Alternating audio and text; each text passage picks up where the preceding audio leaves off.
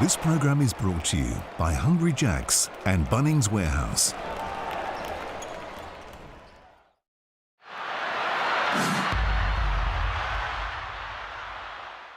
G'day punters. Well, I'm going to assume that you've heard of Bet with Mates by now. Betting together has never been so easy than it is within the Sportsbet app with the new Bet with Mates. But there's even more features coming now. You can start rating your mates' bets with emojis. No guessing what some of my bets would be rated with. I'm not going to go into detail on what that emoji is, but you can probably imagine. But my favourite feature that's just recently come out is the late join. Plenty of my mates have Bet with Mates groups that are absolutely rolling, and I haven't been able to win a part of them. But now I can with the late join feature. I can jump right in there and also set a max stake. Enjoy the app and, most importantly, gamble responsibly.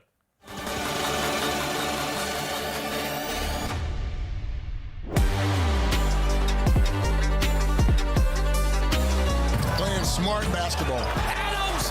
Oh! Bryce Cotton's 8 wins in a row for the Sydney Kings. They are one of the hottest teams in the competition right now. Oh my! He's been the one that's changed their season, make no mistake. The magnitude of this game for Illawarra. Exceptional. Exceptional. Joe G says no, this is my house now.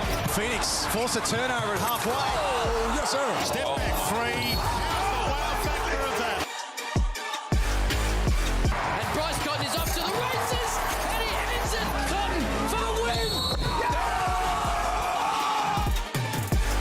White spins on Creek. What a move, Jack White. Following up. Ariel hook porting. That is what Chris Golding can do.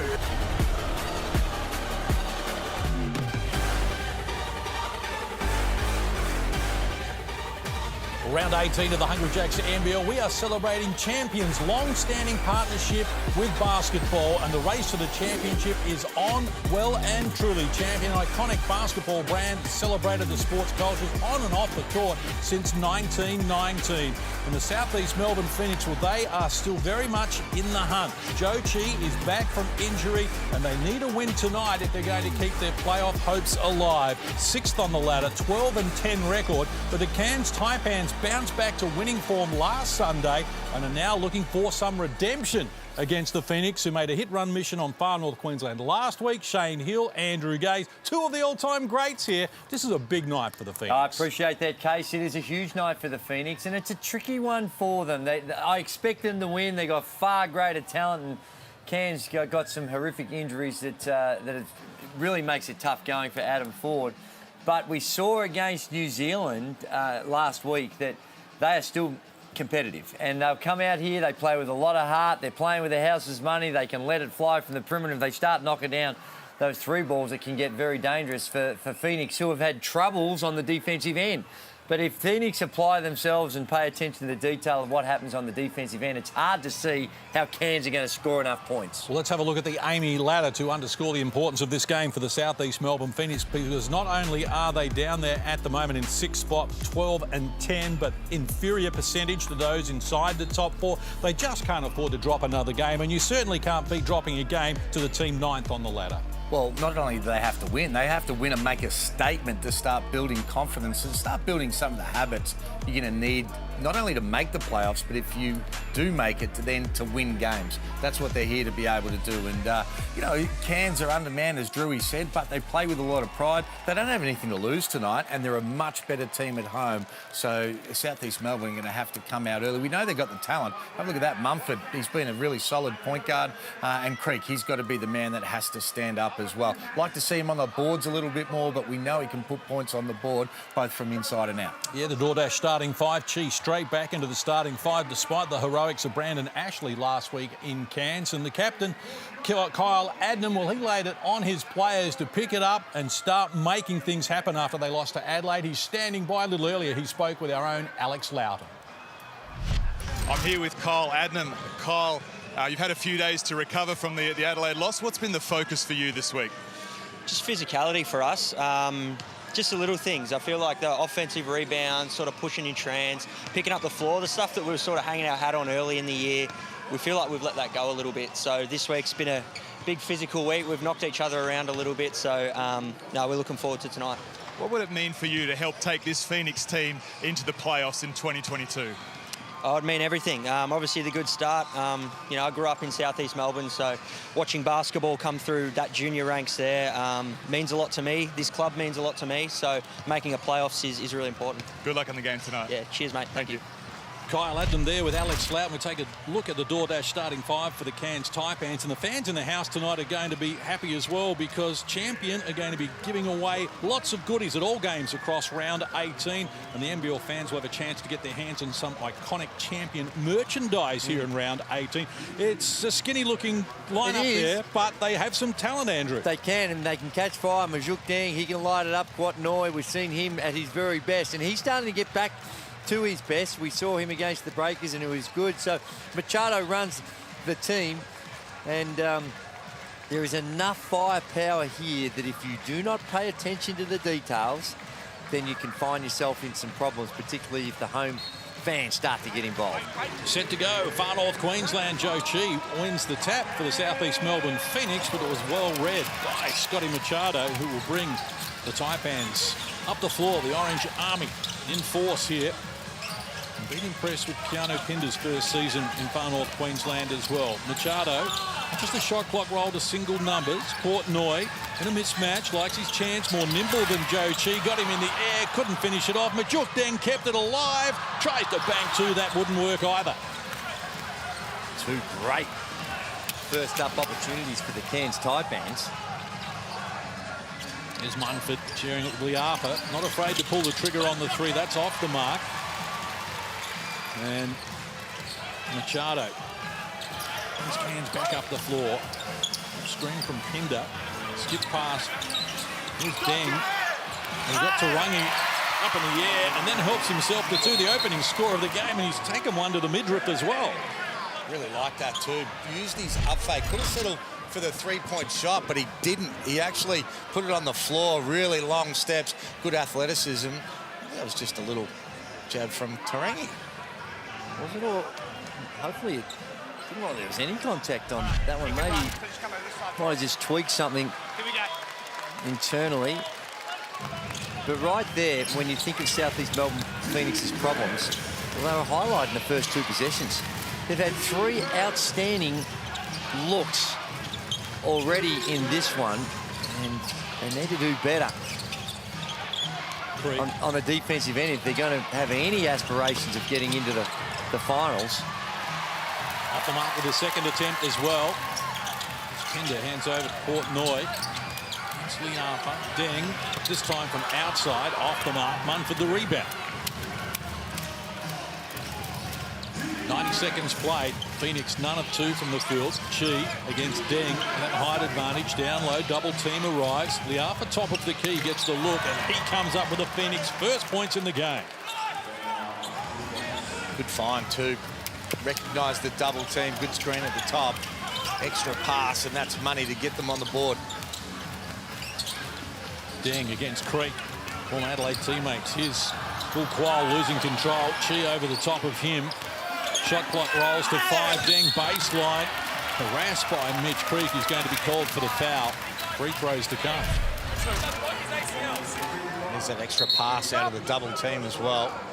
But they're really closing Deng out hard on the shot. You think they close him out short. We know he can shoot the ball, but make him shoot against a contested hand. If you're going to allow him just to put the ball on the floor with one dribble, get all the way to the cup, it's going to be a long night for Southeast Melbourne. Bull Quail looks like he's got an injury concern. And 40's got the warning already. That didn't take long. That didn't 2 minutes. Mark, switch for me. Mark, switch for me.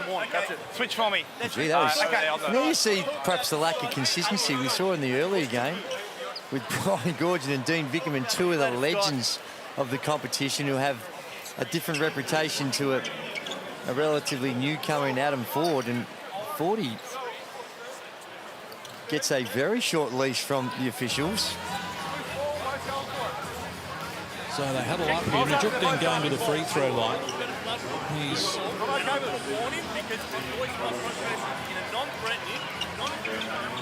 I think can hear Aaron Ford in the background. And Made a statement. I hear you. Yep. that's where it can get hard on the fans when they watch a game and see certain acceptable behaviour in one game, and then half an hour later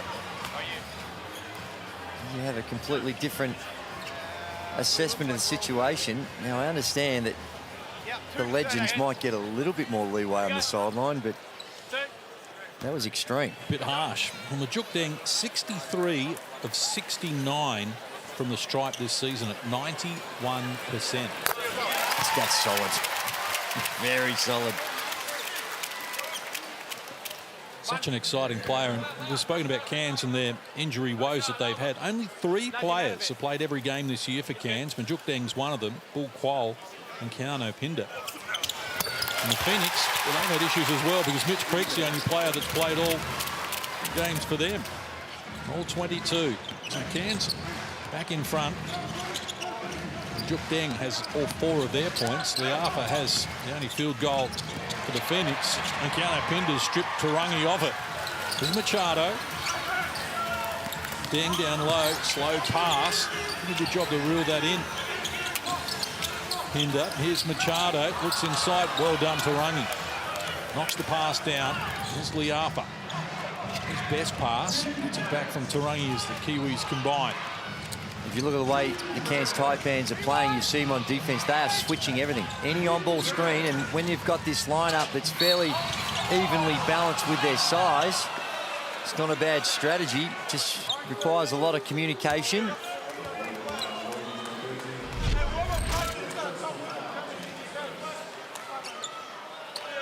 Good recovery by Deng. Picked up the foul on that occasion, Deng as well. Creek has the Phoenix only foul. Shot clock to 10. Deng Liafa open, beats Creek inside, just a little too easy. Well, they went to a 2-3 zone and just stood around, found Mitch Creek right in the middle of that, and that's 2 of the easiest ones he's going to see this evening, you'd expect. Portnoy elevates, comes up with the 3. That's how Scott Machado needs to play, really, to be able to get back into the sort of form that he had since he's been in Australia. He needs to create, needs to be aggressive off the dribble. He's got shooters all around that 3-point line. As you'll see, a really good defensive play by Jordan Artai. So we're going to review this call. While they do that, let's go courtside to Alex Loughton.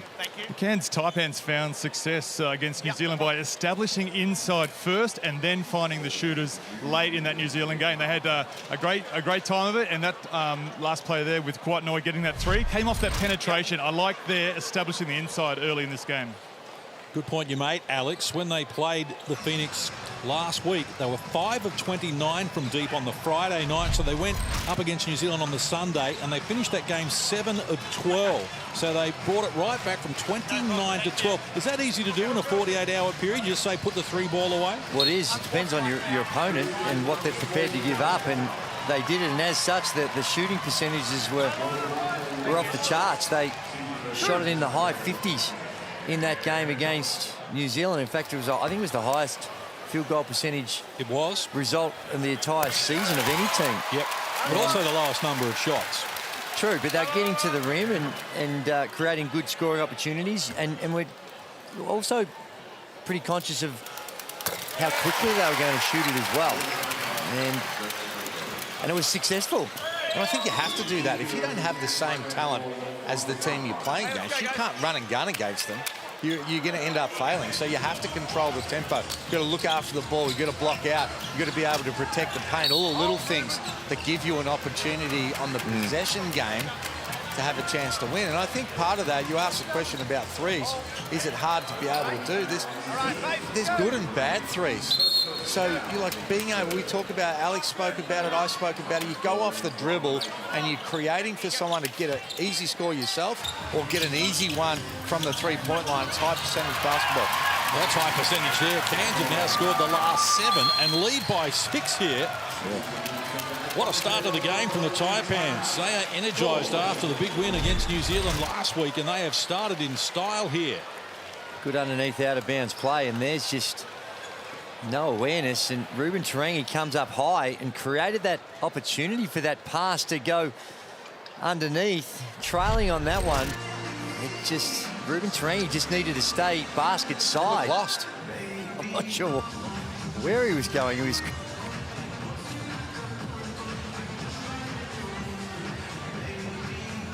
The timeout called, 6:36 left here in this opening quarter, and for a team that their season, their playoff hopes on the line.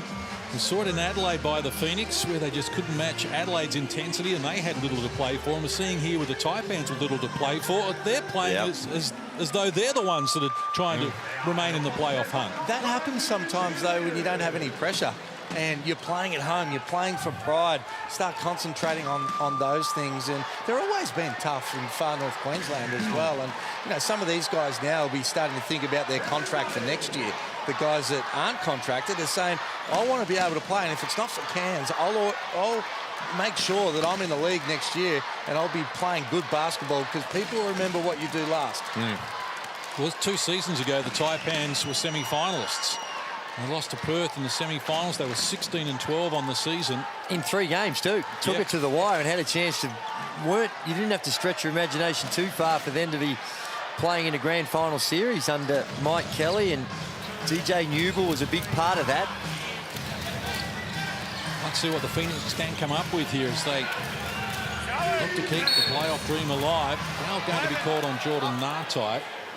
His first personal, second team foul on Cairns. Let's do it, guys. No huddle. Let's go. We weren't in that timeout, but I dare say that Simon Mitchell was again reinforcing what they need to do on the defensive end. Munford. That's Tarangi. That's Joe Chi, but they can't find a passing lane. Creek is open. Liafa out wide. Shot clock to 3. Liafa elevates. Can't convert. Oh, excellent play there from Ruben Tarangi. They look very stagnant, trying to get the ball into Chi, but looks like everything else is an afterthought, because Cairns is doing a great job being able to pack that thing in as well. 4 minutes played in the opening quarter. Snakes by 4. It's Portnoy. Works to an opening. Fires the 3 off the mark. Munford the rebound. Creek working hard for him on one wing. Just joining in now, Munford. Looks to go to the foul line and comes up with a 2 for his first score in the game. And I think Chi's got the mobility to run out and set screens like that in transition, to be able to get their guards into the game. Munford's somebody that we know can be able to put the ball in the hole, just needs more opportunities at the right time. He's doing it. Euro stepping his way in, but he couldn't get past Xavier Munford. Great defensive play, runs the floor. Creek takes them on. Offensive foul is called on Mitch Creek. 155. Offense. Let's do it, guys. Thanks, Xavier. Look forward to seeing that again. Well, he was there a long time, and that's going to be Creek's second personal foul. So Simon Mitchell going to be forced into making a decision early. Drew, we're talking about Cairns slowing it down, trying to look after the ball, because they don't have as much talent. If you're Southeast Melbourne, you've got all the depth and talent they've got, you want to speed the game up. They should be up full court and pressing and trying to force Cairns into playing a game that they don't have the talent they want to be able to play with. Correct. And right now they're not doing that. They've turned it into the half-court game, and right now Cairns have got that control of the tempo battle. Exactly. And they want to make it as much an athletic contest, that is Phoenix. Make it as athletic as you possibly can. And that time they went to a token trap and they fell back into a 1-3-1. And just too easy. I don't think you need to junk it up. You don't need, just get in there, just play straight up, man. Extend your defense, trap maybe on the on balls in the backcourt. Do some things in a trapping environment, but disrupt and trying to force them into things that they don't want to be able to do. And you know, right now it's just, and we saw this from Southeast Melbourne at times that they do, and they come out with this mentality. They actually look pretty good. I think it suits their personnel. Well, last season, I remember a few games, in the last 5 minutes when the game was done and they did that, they extended it up, picked up full court. They looked a whole lot better just with the energy and effort.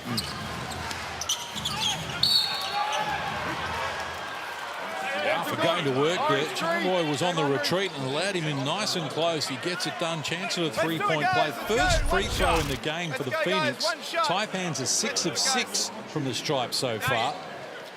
And again, they scored because they got Chi into that on ball. And now you've got the opportunity to be able to attack Big Nate Jawai. It's not his strength, having to get out and contain and play against guards coming off that. And also the bigs then rolling to the basket or having a shooter in there that can pop and make those rotations longer. Back to a one-point ball game after margin had crept out to 6 in favour of Cairns. So Phoenix have answered the call here. 7-2 is the run they're on at the moment. Pass from Jawai knocked down. Active hands. Mumford involved once more. Chi up the floor quickly. Again, they're getting in a pick and roll action, but it's poor pass. Jawai just knocks it down. Pinder cleans up. So Machado left him open, looking for his first points in the ball game, and it's a 3-ball. it's a different game when Machado can knock him down. He's shot the ball poorly this season. 28% from the field, only 22% from the three-point line. And Pinder wants a review on this one. But Machado, yeah, he can distribute it, but we've also seen that in his time here in Australia that he can knock it down, and that hasn't been the case this season, however, with his numbers. Oh, that looked clean. Didn't it? But on the other end with the Machado 3, if you're Mumford, you don't need to go over the pick and roll when he's a metre outside the 3, considering he's shot the ball so poorly. So the scout on that has to be get under, especially when you've got Big Chi in a drop situation back further. He can get under and get back in front of Machado. Chi that time dropped all the way back to the no charge circle, and probably didn't need to go back that deep. It's a little over 4 minutes out from quarter time. Cairns by 2.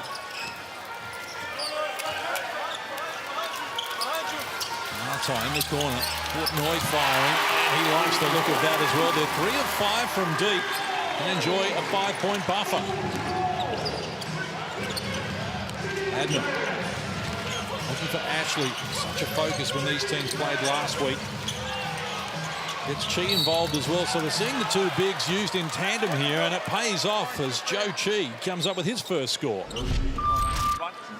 This defense from Southeast Melbourne, they've just brought the ball over half, made one pass and got an open 3 in the corner. This is a game that they have to be desperate for. They're coming out with all the energy in the world to be able to make a statement, and they've given up 19 points to the second bottom team in the first 6 minutes. And again, they were back in their 1-3-1, Hammer, and I think you need to really establish yourself in that man-to-man. And like we heard in the pre-game interview about how they've been aggressive and it's been real physical at practice. It's hard to be real physical if you're sitting in a 1-3-1. Cairns by 2, 3.5 out from quarter time. Machado. Ashley up, and now Majuk Deng takes over. Ashley reaching in, deflects the ball, but to get it back, it's been a pretty offensive set here. 2 on the shot clock. They're forced to fire from deep. No surprise they came up empty. And that's more what you want to see. Make it uncomfortable, make it clunky. And there's a turnover. But that last defensive set by the Phoenix was more like what they're trying to see. And Kyle Adden just dribbles it off his thigh. And it's a turnover. Trying to get away with that one. 5th turnover for the Phoenix. Cairns has just 2. It's been an area that they've been good at most of the season, the Southeast Melbourne Phoenix. They average just 10 turnovers a game, second best in the competition, and they've got 5 here early when they can ill afford it. It really is just to give us a bit of a breather and compose ourselves. There's a couple of times we've been a bit shaky with our decision making, right? Just commit to it, we're fine. Hey, you only got 14 seconds on this, so let's get it, let's get all the way through zip single. We good with that?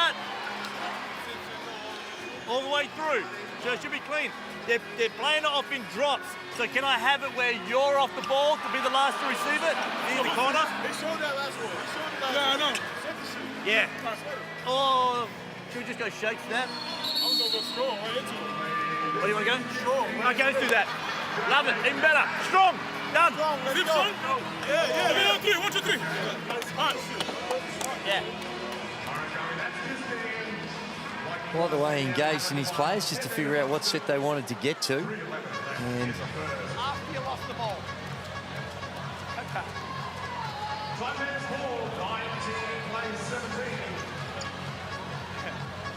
So the Cairns on top here by 2, a little over 3 minutes out in quarter time.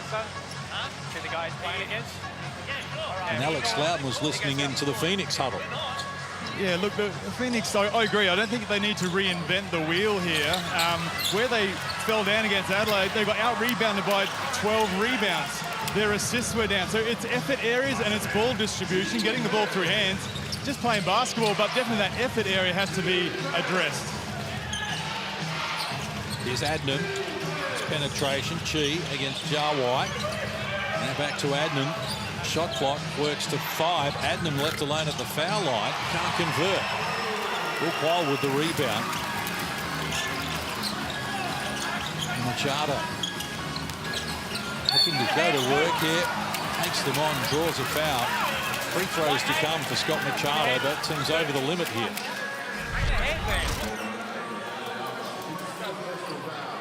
Thank you. Just all energy, all action there from Scott Machado. The other's a good defender. New Zealand Basketball League Defensive Player of the Year 2 seasons ago. But Machado liked that matchup. He did, and no one was helping out. It was a really poor show on the pick and roll. So there was an opportunity for him to go and explore a little bit and make things happen. And I think for them to play their best basketball, he has to be in that frame of mind if they're going to cause this upset and get a win at home tonight. They started the season winning 2 of their first 3 games, the Taipans, in the Jack Jumpers, and beat Adelaide by 26. At one stage, they led Adelaide by 40 in the final quarter. Right now, they've had the better of the opening quarter. Ashley with problems restarting. Adnan, his pass likewise. Eventually, they break it down. Liapa rejected by Nate Jawai. Good energy from the big man. good reach. He's the last line of defence, and his rule when you're in this 1-2-1-1 extended full court trapping defence is that allow no layups, and he fulfilled that really well with that block shot. Read it and timed it really well. Glidden, not a Pinot, couldn't find a passing lane. Adnan, penetration, the floater works for the captain as he opens his scoring account. Back to a 2-point margin. Cairns led by as many as 6 in this opening quarter. A little over 2 minutes out from the first break. Foul going to be called on Dane Pinot here. Just wrestling with Jawai, and that's going to send Cairns to the free throw line where they're already 8 of 8. Nate, you've got 2. Let's go, fellas. Let's go, guys. 2 shots. Let's go, Nate. You've got 2, mate. We're in the bonus. Thank you. Simon Mitchell just shaking his head at the moment, and rightly so. Jawai to the free throw line.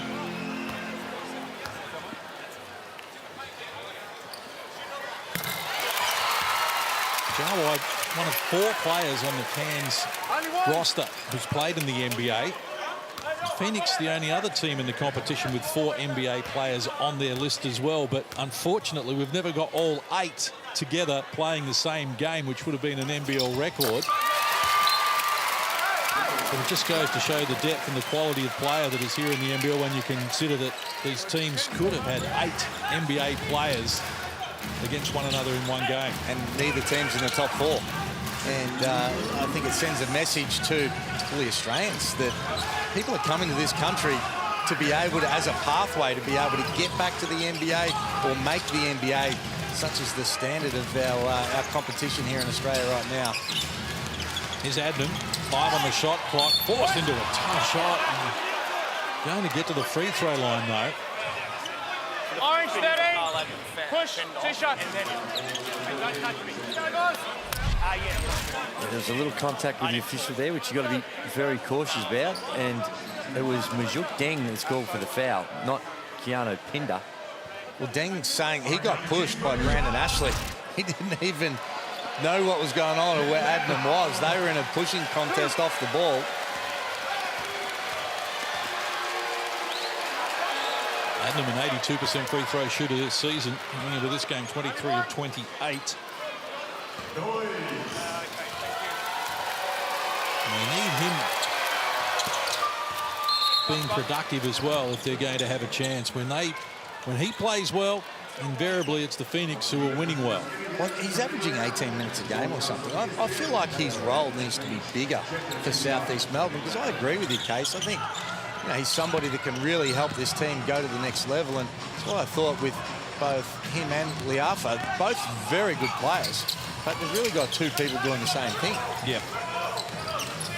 Pinder hands over. Bull Qual with it. He come off early and has some work done to repair. As you can see, the headband. And here's Adnam unsuccessfully firing. And back the other way. Some authority as well, but unsuccessfully until Pinder joins in and cleans up there. Yeah, I think you're right. I think the whole guard rotation, and even when you throw Mumford into the mix too, of how they've tried to balance their minutes out, I think they've constantly been looking at the various combinations. Kyle Adnam went through a period where he wasn't playing too much and just trying to find how it all fits. Yeah, then you throw, Glidden in there, and then you've got Brockhoff. You've got Tarangi, who's starting tonight. Creed can play that 3 or 4 spot. And it's like there's a whole lot of players in that same position. And as a player, sometimes you feel like you just can't get momentum and give everything that you know you can to the team, and that you're sacrificing. And when too many people feel that, I think you just lose a little bit of momentum. Adams sits down. Sometimes as the coach, you've got to sit people who you think would probably deserve to play more minutes, but in a 40-minute game, and you're trying to establish those roles, and then we see a foul, and Glenn's going to go to the line. And sometimes you just got to sit. There are someone who can deserve to play more. Sits. Are we going to see a challenge? Yep. He's going to challenge it. He's the best in the business. He's not afraid. We pulled one early against New Zealand that came up short on last Monday's game. And this one is still relatively early in the first quarter to go with one. He asked his player, that's probably the worst advice you can get. Oh, let's have a look. Well, ball never touched Glidden. He ran into Pino. I think this is a strong chance to get overturned, Hammer. Well, you're back in form. You got one earlier. Yeah, you run with it, mate. Well, not a good sign for Adam Ford, some might suggest. No, but from that angle, now, I don't always get a definitive answer, but to me it looked like that there was no contact made. Now, if you... The coach's challenge is unsuccessful. The foul stands on orange 42. If anything, the foul was 42, which was Bull jumping into Dane Pino. I don't think he hit him. The way that Glidden throws the left hand away, it's almost as if there is some contact on that left arm. Oh, yeah, maybe a little bit there. Bull Qual told the coach, no touch. That's why I said I don't know whether the actual player's the best person to be asking in these circumstances. Drewy never fouled once at practice. No. In 20 years. Oh, it's amazing, isn't it? Every now and again. Jump in front of him like charging.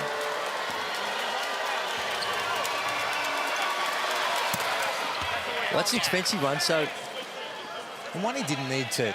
Well, he's lost both his timeouts, so he's got no more timeouts for this half. Because he's pulled one a little early to give his players a rest. Yep.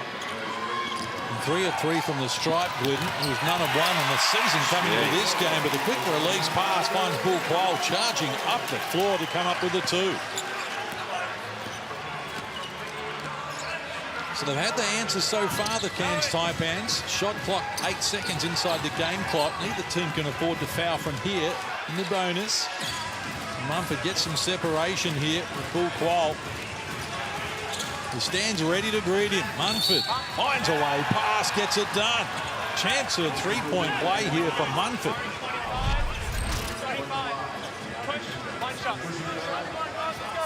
Just gave him choices up the top. Rather than influencing him, sending one way, he gave him a choice and a little crossover. He was always playing catch-up. Full qual on that one, and Mumford shows his class with a nice finish at the rim. Well, and really good read from Mumford because he recognised that he wasn't in the right position to be able to funnel him into the screen, so just went the other way. Not a lot of contact either. And good play from Mumford at the end of this first quarter.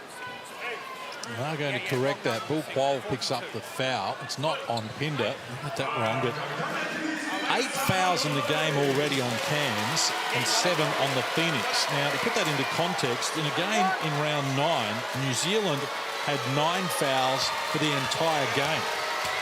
That's the lowest. So to have 8 in the opening quarter is not where you want to be. But the Cairns Taipans enjoy a 1-point lead. Last play of the opening quarter, they get Pinder a good look from close range, and he adds the 2.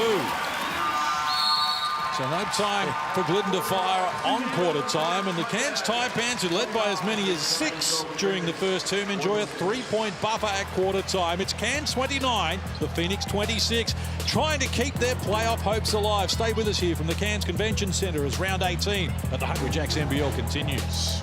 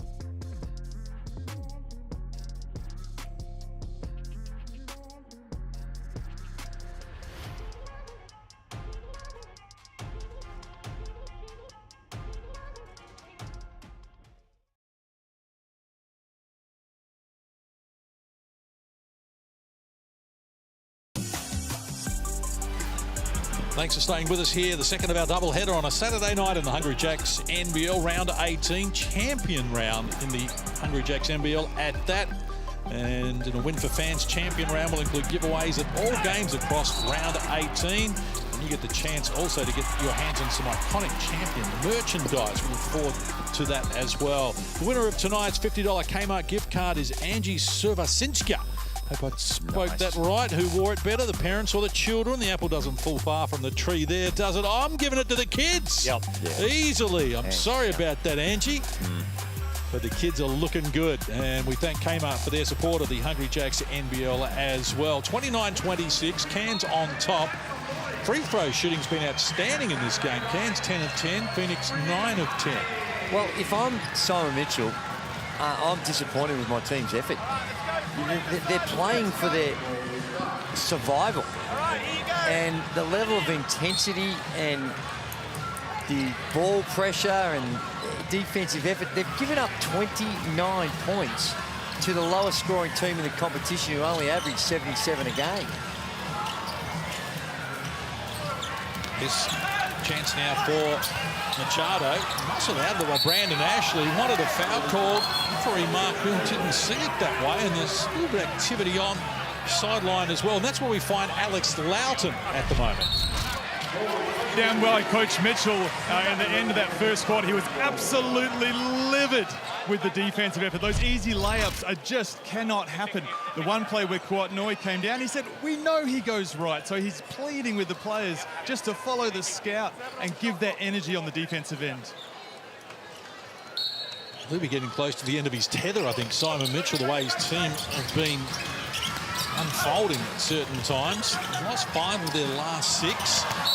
They were looking strong there for a period during the season. The Southeast Melbourne Phoenix, they're on top of the ladder in round 9 with a 6-2 record. But the latter stages of the season, well, things just haven't been going their way. It's been very inconsistent. 30 seconds done, term number 2. They did hit the lead momentarily in that opening quarter, but it was Taipans who held sway for a large majority. Couldn't get a finish there to Rungy. Good defensive pressure again from the Taipans, and Machado, the pass for Keanu Pinda just a little too much of him, and that's almost off the cylinder by Ruben Tarangi on Mumford's shot, and eventually it's cleaned up by Brandon Ashley. Well, that wasn't a pretty minute. Room for improvement. Phoenix get the opening score, so they're back to within 1. Machado, 5 points, 5 assists, has been energised in this game. Hinder.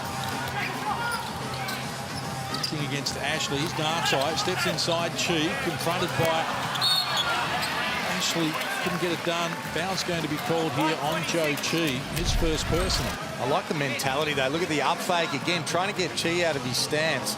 All the Cairns guys trying to put the ball on the floor and attack. That time didn't come off for it, but I like Pinder's energy as well, being able to chase down the offensive boards, and they're playing with the sort of determination that like they're going for a top 4 spot right now. Brandon Ashley there was in the appropriate help position, so he's come across the weak side, he's on that split line, and perhaps because he's so prone to foul trouble, he was a witch's hat.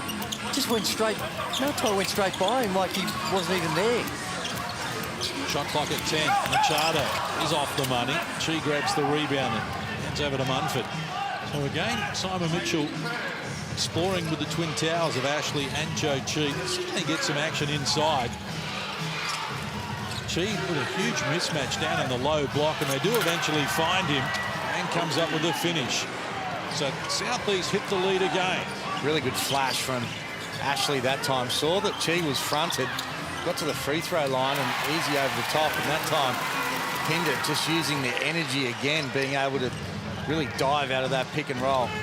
Well, that's going to be on that weak side, particularly when the on ball's on the 45. A hard show and a little hockey assist with the extra pass. Munford up to 6 points in the game. No one has more. Here's Pinder working on Joe Chi, hard off the glass, and Ashley cleans up. He's starting to find their mojo here at the moment, the Phoenix. Munford beats Chi. Game with a mismatch on Machado. They leave it single coverage. He pulled the chair. And a travelling violation called on Joe Chi. He certainly did. Did a Casper Ware on him. Need to see more of it. One, then he's gone. Where's that resistance gone? Perfect timing to be able to do that. I reckon Casper Ware is the best the NBL's ever seen at that. Yep. He was also the best at just using his strength and to be able to hold ground. That's what made it good, because he would do that one time and then the offense is ready to bang again and then he's gone. Deng hands over. Machado exploring. Wanted Deng again. Oh, he had it on the fingertips. Kept it alive. 5 on the shot clock, though. And foul going to be called on Xavier Munford. That's second personal.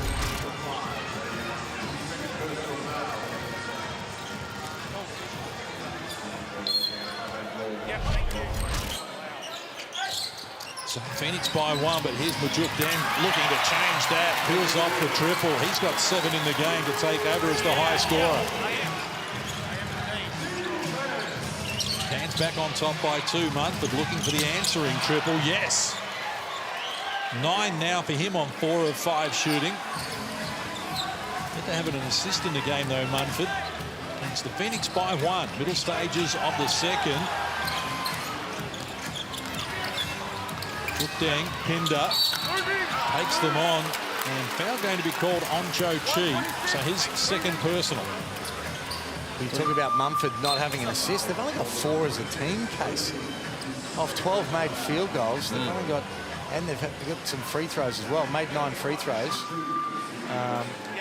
Well, the thing is, Hammer, is that's right. And in contrast, Cairns are exploiting those on-ball situations with the hard shows and finding a way to play off Machado, who's got 5. Machado himself's got more assists than the entire Phoenix team. It's got blood.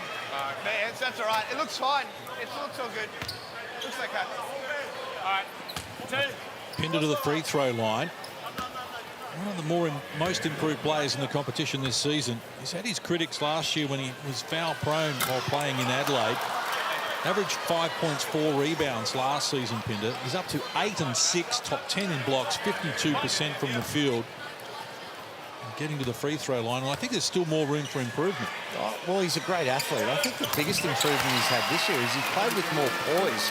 Felt like last year, some of the decision-making, you scratch your head going, what are you thinking making that pass or that decision or making a foul or fouling a three-point shooter? I feel like this has been a really good year for him to take a step forward, have a little bit more maturity and poise. And I agree with you, Case. I think he can go to a whole nother level if he keeps embracing the IQ of the game. And he's probably found himself a pretty good club that he can grow with. And a good coach. They have history back in WA in junior days. And Adam Ford's spoken about him glowingly about the fact that he's switched on off the court as well, getting into his nutrition and making sure he's 100% ready to go every time. Now he's there doing a great defensive job to worry Ashley out of the points. And the Taipans looking to retake the lead here. Majuk Deng helps himself with 3 more. Double figures now for him with 10 points. That started with Pinder, the energy of being able to get up there and block the big fella in Chi. There's a 3 at the other end. They're off and running again. Machado Deng joining in. Slows it down for Pinder. Oh, he's putting on a clinic. He heard your Case.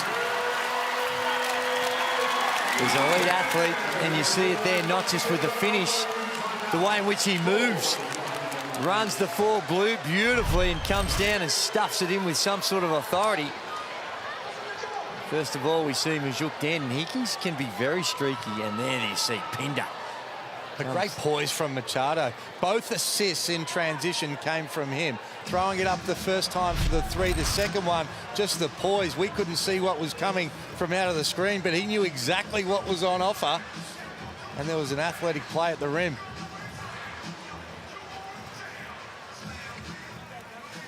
Got to look after the ball, boys. Firing off turnovers is giving a transition going the other way. How simple as that? Come back down here, let's just run a reverse. Okay, run a reverse. Get a 4, 5. Let's run it through Bash. Get the DHO with 2-man coming off. Let's go reverse into pitch. Okay. Now, if the pitch is in there, don't force it. Okay. We can come around and go set an on-ball instead. Okay. We can twist that one, bring it back as an on-ball. All right. Huh? Are we going cross? Cross is good for us. Yeah. If zone's cross, there'll be 4-man flash on that one. All right. Here we go, guys.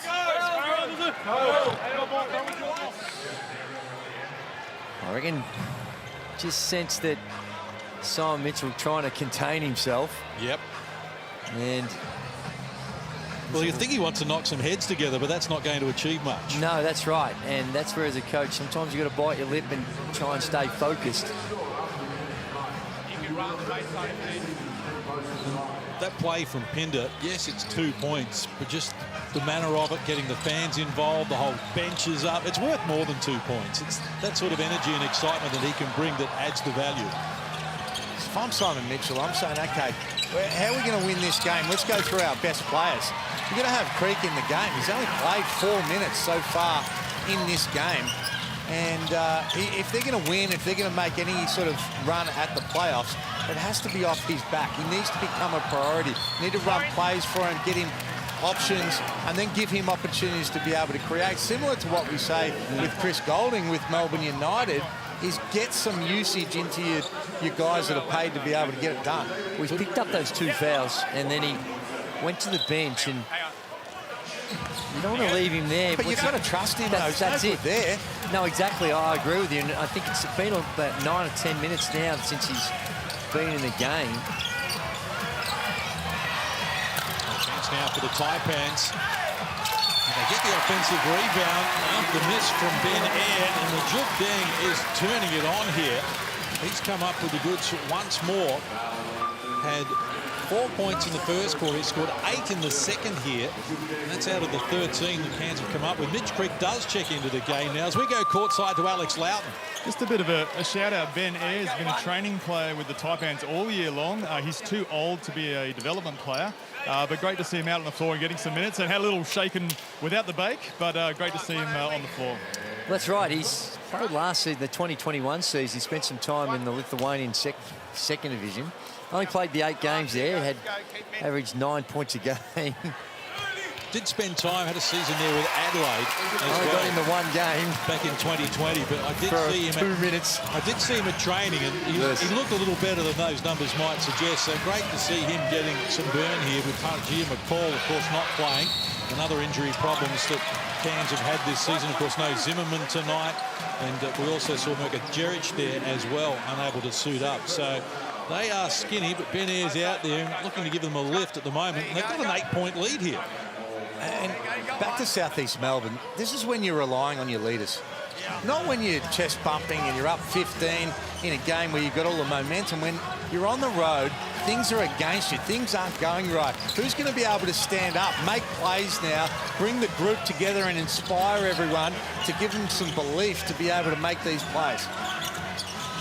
Ed Machado, 5 points, 7 assists for him so far. And he's going to even up the tally at 7 and 7. Double-figure lead here for the Cairns Taipans, who've scored the last 11. Phoenix need a bucket. Creek can't provide it. Beno keeps it alive and goes back to Munford. He elevates for the 3, and it's deep as well. Taipans running. Machado. Nartai caught it in rhythm. Off the mark, and Creek gets the rebound. Mitch Creek against Deng. Former Adelaide teammates go at it. Mitch Creek with a right hand comes up with a 2. His first score in this quarter.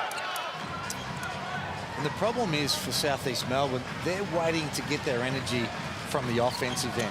When they make shots, they start to get momentum. And that's human nature. It's easy to do that. But the tough teams and the really good leaders go and make plays at the defensive end, as we see Machado throw up a little flipper. Well, the ease at which they get into the basket, I think Joe Cheese needs to be in this game because their defense is so poor. They need some threat around the rim, a bit of shot block, a bit of intimidation around the basket. And he's in there, and Joe Chi in these types of situations, he can at least intimidate, maybe get a hand on that.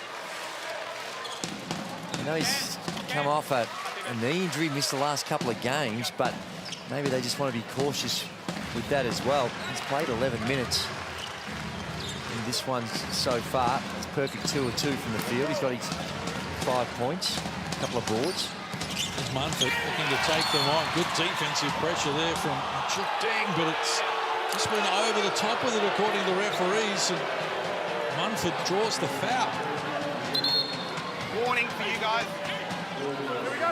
Coach Ford has already used his coach's challenge in the opening quarter and lost it.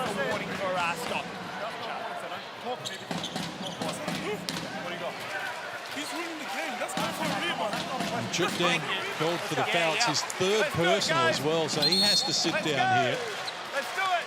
Here we go, line up. And Scott Machado giving him a warning as well. Munford off to the free throw line. The first time in the game. In fact, he missed it and one earlier. To the 9 of 10 from the free throw line. But the time is now. They want to keep these playoff dream alive. Down 10 to Cairns, 3 minutes out from half-time, and just not looking like they're in the game. They just don't have the urgency right now and the desperation to be able to make plays. And they can turn it around because they've got the talent. It's almost like you're expecting them to. Yeah. But right now on the front foot, you know, the team hitting first and making the plays is the home team. Wild feeds Machado. Inside Jawai. Outside the Ben Air. It's off the front of the rim. They keep it alive, though. Good hustle from the men in orange. Machado fires the three. It's off the mark as well. The upper hand's over to Munford. Inside the last 3 minutes of the first half. Phoenix down 8. Munford exploring, feeds Pinot, and comes up with the goods in game number 100. Dane Pinot. Nice finish. So back-to-back buckets for the Phoenix. Ben Air in the corner. It's on Quoll. Noy, he fires, took the bump, off glass, comes up with the 2. We're having another look at the 1-3-1 defense, and what it does. I don't know why. Yeah, I'm with you, Hammer, but they got Mitch Creek on the baseline of that, and offensively, they're keeping the scoreboard ticking over. That's not their problem. They've given up 49 points already. All Drew. It is all, the 1-3-1's all fluff. It is. They need to dig in and play some defense and have a little bit of pride. Taipans off the mark. Quoll had it knocked out of his hands as we go courtside to Alex Loughton. The only player for Phoenix that's really impressed me has been Tarangi with his effort and his energy. I think they need to have Tarangi back on the floor just to lead this effort. They come up empty on that play face, the Phoenix, and here's Machado. Going to work. Gets down low, adds another 2. He's into double figures with 11 points and 7 assists. Marching back to 8. Munford left alone. Can't complete it. And the Taipans with an opportunity now. His air bounces into Liafa. Couldn't get a call. Portnoy working on Creek, playing with those 2 fouls. Just did enough, Mitch Creek, to worry him out of the points. And now gets it to Munford, who gets the 2 and draws a foul. I reckon you could still get 20 right now, Billy, against South East Melbourne. Well, I don't know about that, but they're certainly at this halftime break, they need to regroup and have a think about their strategy, because 51 points to a team that averages 77 on the season. And we've still got a little over a minute to play. And they're getting theirs. Their numbers aren't terrible. 45 points at 47%. Yeah, their turnovers are a little high at 8 already. They're winning the rebound count. Not quite getting it done from the three-point line, but they're only 2 of 10. So offensively, yeah, it looks a little clunky from time to time, but that is not their problem. Their problem is down this end of the floor. Well, if they got stops, the offense would be even better again. Yeah. They're taking it out of the net and still being able to score 46. Well done there from Pinder to get the ball knifed between a couple of defenders. And first points in the game for Jared Kenny. 7-point edge for the Cairns Taipans. Dane Pinot hands over to Munford. Inside the last 60 seconds of the first half. Taipans have done a good job. Munford with the 3 ball. Couldn't get it to go. Machado, dispossessed. That's almost unsportsmanlike. Gave it up. Glidden steps through and adds another 2 to the tally. Cut the margin to 5. The shot clock is going to be a couple of seconds inside the game clock here. In fact, again, it's switched off. So we head toward halftime. Cairns on top by 5 with possession. And a foot violation called on Dane Pinot. Given they played 20 games, Cairns, those averages for the year can be a little misleading. Yes, they averaged 78 a game, but they got 93 against New Zealand last weekend. They got 98 against Brisbane the round before. So in the last couple of weeks, they have been able to put points on the board. But it also means then they had other games where they're a long way below that 77 as well. Well, they did have a game earlier this year when they had 62. Yeah, but you're right. The last few games, they're starting to feel it. Machado missed games and that as well, so they lost a little bit of momentum, and they're playing with a whole lot of confidence tonight. Machado, skip pass into the corner. Majuk Deng finishing touches on the half-time buzzer. It's all the bottom of the net for Majuk Deng. 16 in the first half for him. 56 for the Cairns Taipans. They lead by 8, and the Phoenix have got big problems. It is. Here's the replay in the corner. Nothing but the bottom of the net. Maybe a little bit of rim in it, but 56 points the Phoenix have given up, and the news gets better because Cairns have never lost when they have 50 points by halftime. They're 4-0. Well, let's get some reaction courtside and get to Scotty Machado with Alex Loughton. I'm here with Scott Machado.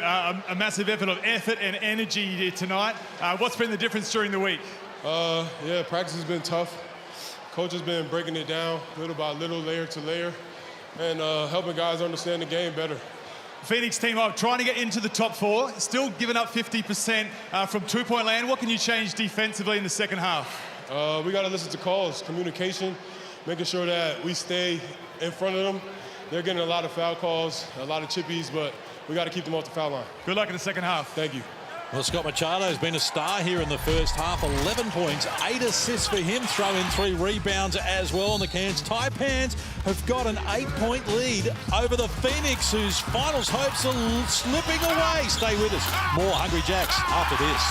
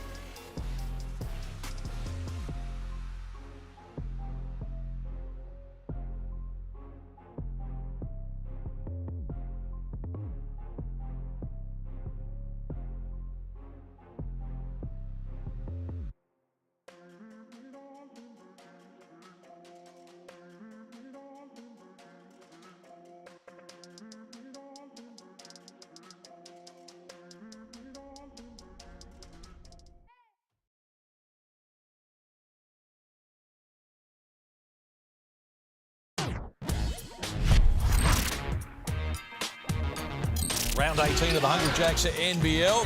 Mitch Creek and the Southeast Melbourne Phoenix have got their hands full here at the moment because Scott Machado and the Taipans are leading them a merry dance. The Snakes have won 2 of their last 3. The only loss in that patch was to Southeast Melbourne by 12 last Friday night when it was 74-86.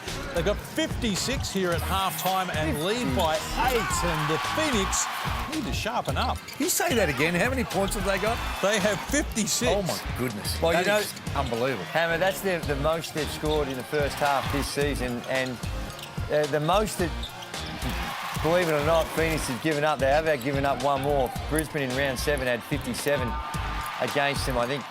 So they have given up more, but this is when your season is on the line. That's the difference here. And Mumford's battled away on the offensive end. Leafa's got his 6.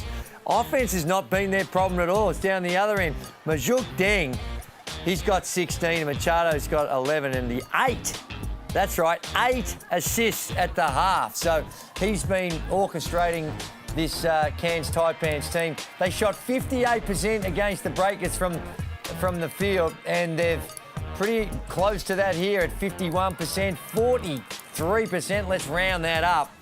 And as such, when you're putting the ball in the hole like they are, your assists are always going to be a little up, and the rebounds, they're trailing it by 3, but it basically split the difference. Well, you've both coached in the NBL, probably done it a little bit differently. What would you be doing now if you were Simon Mitchell? I think that should have started a little while ago. I mean, the detail at the defensive end and the lack of energy they're bringing right now is unacceptable, really, for a team trying to make the playoffs. But let's tip our hat to the Cairns Taipans. Yes. Because they've brought the energy. They have brought it. They've been on the front foot. They're playing together. Machado, this is what I remember of Machado a couple of years ago, and we haven't seen it for a little bit of time, but 8 assists, he's just setting the scene for everybody. And you look at Majuk Deng, he's the benefactor of it, but getting these open threes. They're playing together. They've got enthusiasm. And sometimes that happens when you've got nothing to lose. You know, you're not going to make the playoffs. You're playing for spots, but you're at home. There's a whole lot of energy, and a credit to them tonight. And one thing, when you're in that situation, Hammer, it can go either way because, yeah, there's nothing to lose and they're playing for spots so that you can see that they're playing a little harder. But also it can become very selfish. You can become very individual, but that's not the case here. They're distributing the ball. They're getting through the ball through some hands, and they're out and running. And this man here has been good as well. Pinder has been very good on the glass. He's running the floor. He's a tremendous athlete, as expressed with the dunk down the middle. Very nice. And 4 or 5 from the field with the 5 boards. And he's had a good one. And like you guys mentioned throughout the call, this season he's been very productive for Cairns. And bringing that energy and really getting it done. And that is the old Scott Machado from 2 seasons ago when he was MVP runner-up behind Bryce Cotton, all-NBL team, and he was the fans' MVP. And I guess he's one of those players who's looking beyond the end of this season. And look, when he's in that frame of mind, it's exciting to watch. I think he's a point guard that can run a team trying to win a championship. You know, and like he was a couple of years ago when they had that chance to win the championship. But I think he could get picked up by a big team next year, and he has to finish the season playing this sort of basketball to show that's the calibre of player he is. This is the second of our double hitter here on a Saturday night in the Hungry Jacks at NBL. A little earlier, we saw the Illawarra Hawks and Melbourne going at it. Round 18, of course. Well, it is Champions' long-standing partnership with basketball that we're celebrating as well. And there'll be lots of giveaways at games and a chance to get some hands on some iconic champion merchandise as well. But wow, Illawarra, were they impressive? Up to second on the ladder now. They've won 5 in a row. Very, very good. And a month ago, it looked like they weren't going to make the playoffs. And now they're the second hottest team in the competition behind the Sydney Kings, if you don't mind. Yeah, they were impressive.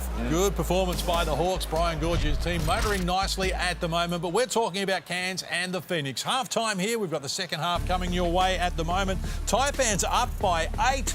The Phoenix with their playoff hopes hanging by a thread.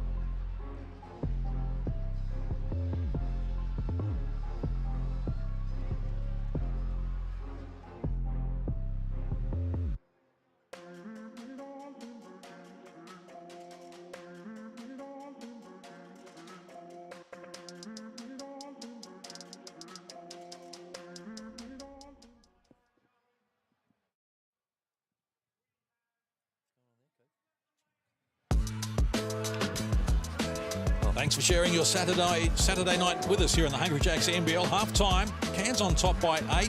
Now, Coach Adam Ford was given a warning in the first quarter, lost his coach's challenge. Let's hope he's behaving nicely as he speaks with Alex Loughton here at half-time. I'm here with Coach Adam Ford. 14 assists for the team in the first half. You must be really happy with how the ball's getting moved around. Yeah, I mean, I know we don't put a lot of points on the board, but the one thing that does sort of work in our favour is we do a good job moving it about, and I think our season percentage has been about 60%. So yeah, it's kind of cool. Scott's out there and he's setting everybody up and setting himself up, and it's good.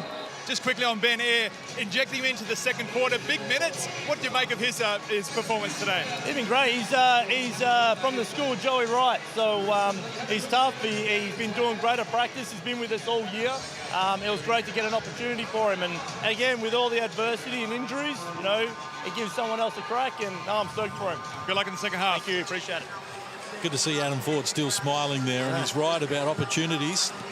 Well, Ben Eyre, he's been around a little bit in the lower leagues, and it was last season with Knox.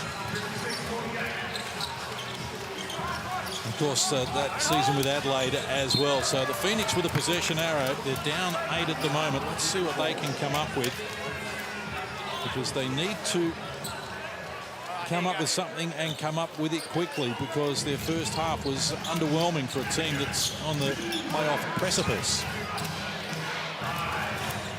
15th player that Cairns have used this season, Ben Eyre. Phoenix come up empty, and Machado being a dominant force in this game. Now it's Courtney. He looks to go to work. Oh, gee, rejected the shot. Athletic work from the big man there. Both teams back to their original starting 5 to begin quarter number 3. Mitch Creek stood off, and he fires, but unsuccessfully. Well, they dared him to shoot it, didn't they? They just stepped back and invited him to launch it from the three-point line. Here's Majuk Deng working on Tarangi with a height advantage. Had a muscle away pass, couldn't work it to him.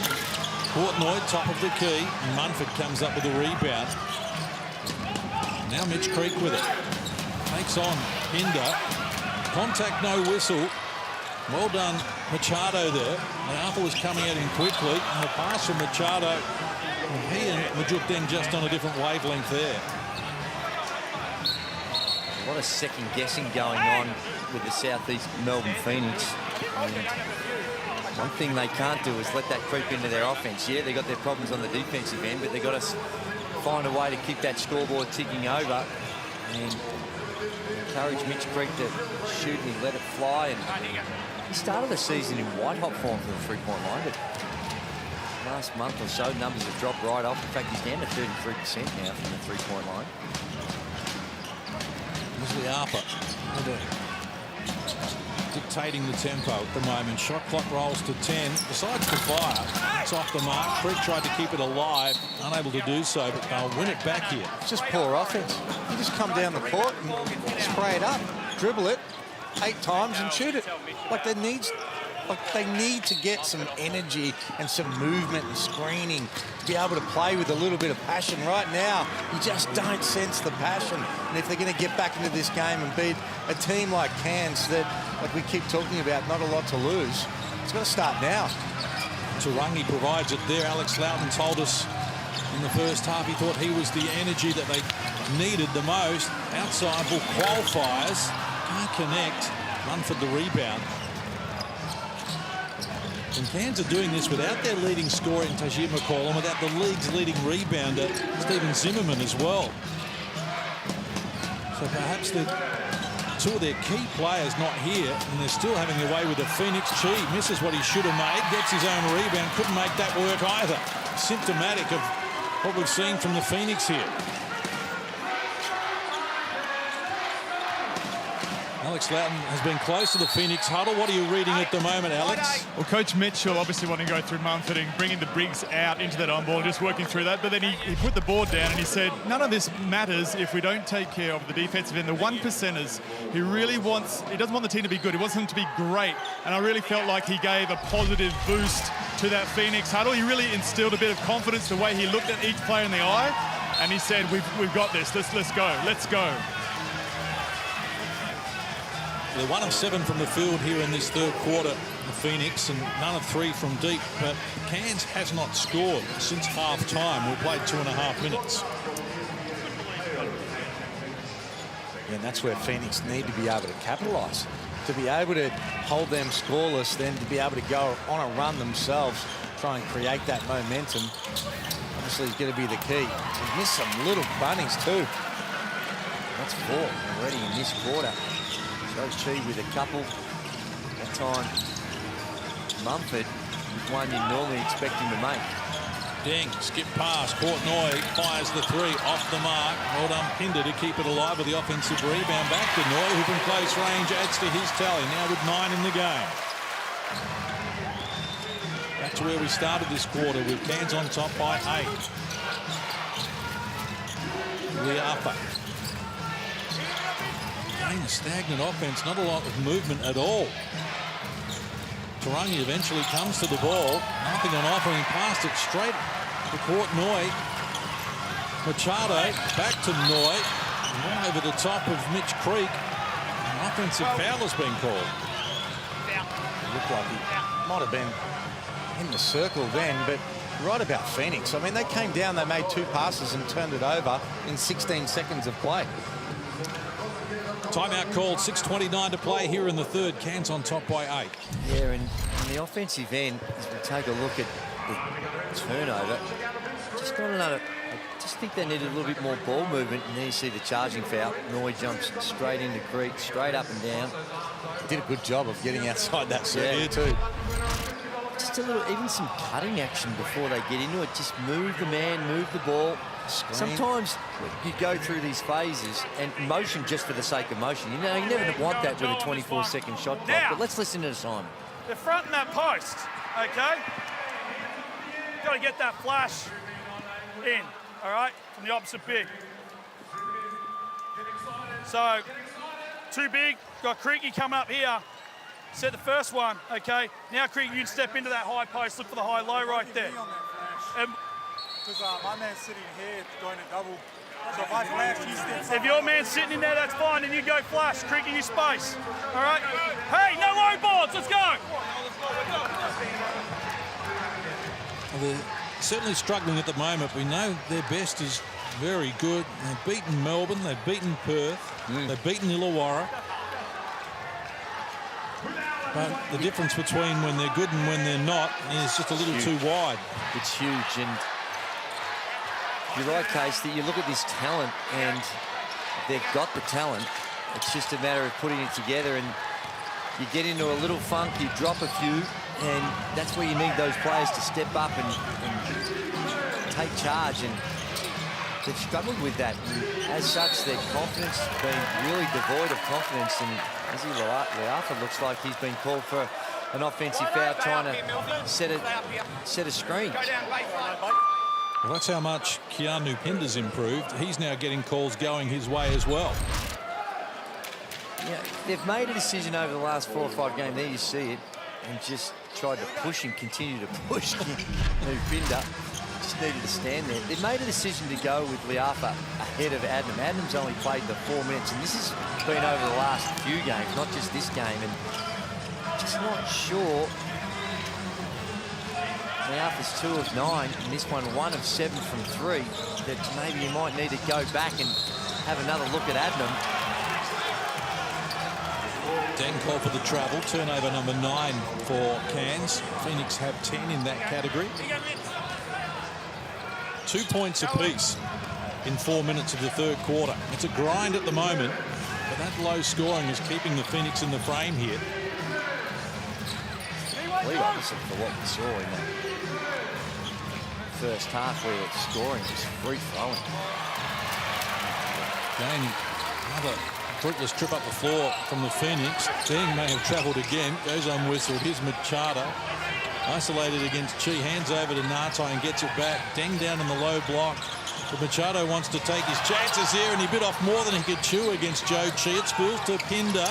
Now the shot comes, and it's all the bottom of the net for the Cairns Taipans as Bull Quayle knocks down the 3. That is some serious length from G. No way did I think he was going to be able to get that shot. He played it perfectly. Did. Just gap, had his hands down. Southeast Melbourne are just so desperate to get the ball into G. That's why it ends up becoming so stagnant. They've got it in now, finally get a score out of it. But I think the rewards they're getting for the amount of energy that they're trying to get him the ball just isn't paying dividends. Only G's second field goal since quarter time. And it does get the margin back under double figures. That's Paul Quoll going again. It's time off the front of the rim and Glidden the rebound. Now Munford, 14 points, 2 assists for him. Creek with some energy, rolls into the paint and comes up with 2 more. That's a better play from Creek. That's what he needs to be able to do right now. He's the energy guy. He's the leader of this team to be able to step up and to be able to say, okay, fellas, now's the time. 7 down, 4:20 to go on the road. This is too important for us now. And he hasn't been as demonstrative as we've seen or are used to seeing from him. And you wonder about, here we are, game number 23 on the season for the Phoenix, to carry that weight, that burden, have to be the energy man for the whole season. Is it starting to wear on Mitch Creek? That's what the best players have to do. That's part of the role. That's the challenge. You know, and this season just feels like it's just gone on and on and on with COVID and everything else. But mentally and physically, you have to be able to get through and play your best basketball when it counts at the end of the year. Here's Munford firing the 3, rattled around, but jumped out. 2 of 15 now. Phoenix from the 3-point line. Paul Quoll takes on Chi. Can't finish it under pressure. Jawa's going to be called for the foul. That'll be his second personal, second team foul on Cairns in this quarter.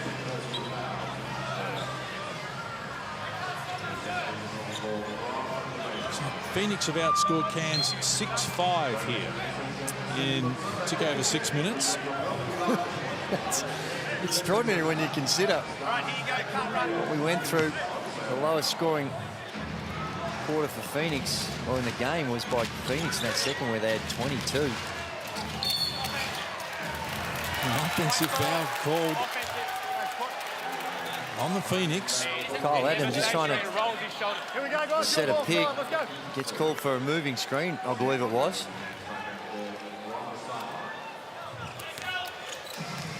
Jared Kenny with the ball carrying duties now for the Cairns Taipans, working on Adnam. Jawai in the corner. Once more Quoll. Machado getting arrested. They double team Jawai. Hold on Liafa. Natai snuck back door, helped himself to 2. Really, really good play from the big fella, Nate Jawai. He threw the pass fake as if it was going high, moved the defense. Jordan Natai read it perfectly. He went baseline for an easy one. Move inside the last 3 minutes of the third quarter. Creek spins baseline, couldn't finish it. Ashley had a piece of it, trying to keep it alive. Jawai just took it away from him, and now Kenny off and running. Portnoy, foot on the accelerator from him as well. They get it to Kenny, in turn Quoll, works baseline, confronted by Adnam, makes the 2. Nice finish, Paul Quoll. Now into double figures for 10 points as we go courtside to Alex Loughton. Interestingly, the COVID protocols have lifted this week, so the Taipans have been able to get into 3 schools this week. I feel like that has been represented in the crowd tonight. It feels like 4,000 strong out of the 5,000 capacity, but that community engagement has been huge, and I think that's carried over into the game tonight. Well, it is round 18 of the Hungry Jacks NBL, and we're celebrating Champions' long-standing partnership with basketball. And in a win for fans, Champion round will include giveaways at all games across round 18. That might attract a few through the turnstiles as well. A great association with Champion. They've been an iconic basketball brand and a sporting culture icon on and off the court since 1919. Ooh, that's a long time. Andrew Gaze was one of the original signees. Yeah. I think he was wearing the jersey before he became a mogul of his own with the clothing, apparel and the shoes and everything else that goes on in Andrew Gaze's world. Got a Champion jumpsuit that year, 1919, very good. Nice velour number. They've been a great supporter of basketball, not only in this country and champion, we salute you with round 18 in the Hungry Jacks NBL. So 9-point margin in favour of Cairns. Qual inside Creek. Bit of soccer from Brandon Ashley. And they'll reset the shot clock here. Been good from Bull Qual. He had to go off early in that opening quarter. And he sustained that head knock. And they take him up and he came back. Not quite the mummy look we knew from Andrew Gaze and loved so much. But he's been out there contributing. 10 points, 4 boards for him in the game. We'll have a 2 minutes out from three-quarter time. Creek just pushes Kenny out of the way. Can't finish it. Tried to keep it alive, but Cairns come up with it through Nartai. You can almost sense the nervousness and just how stationary Phoenix are, and everything's hesitant. There's nothing free-flowing about what they're doing, and as such, they've only been able to rattle off 8 points in this quarter. I think it is, Case. It is. So it's, and that's with some good looks. That last look there by Creek, he wasn't terrible.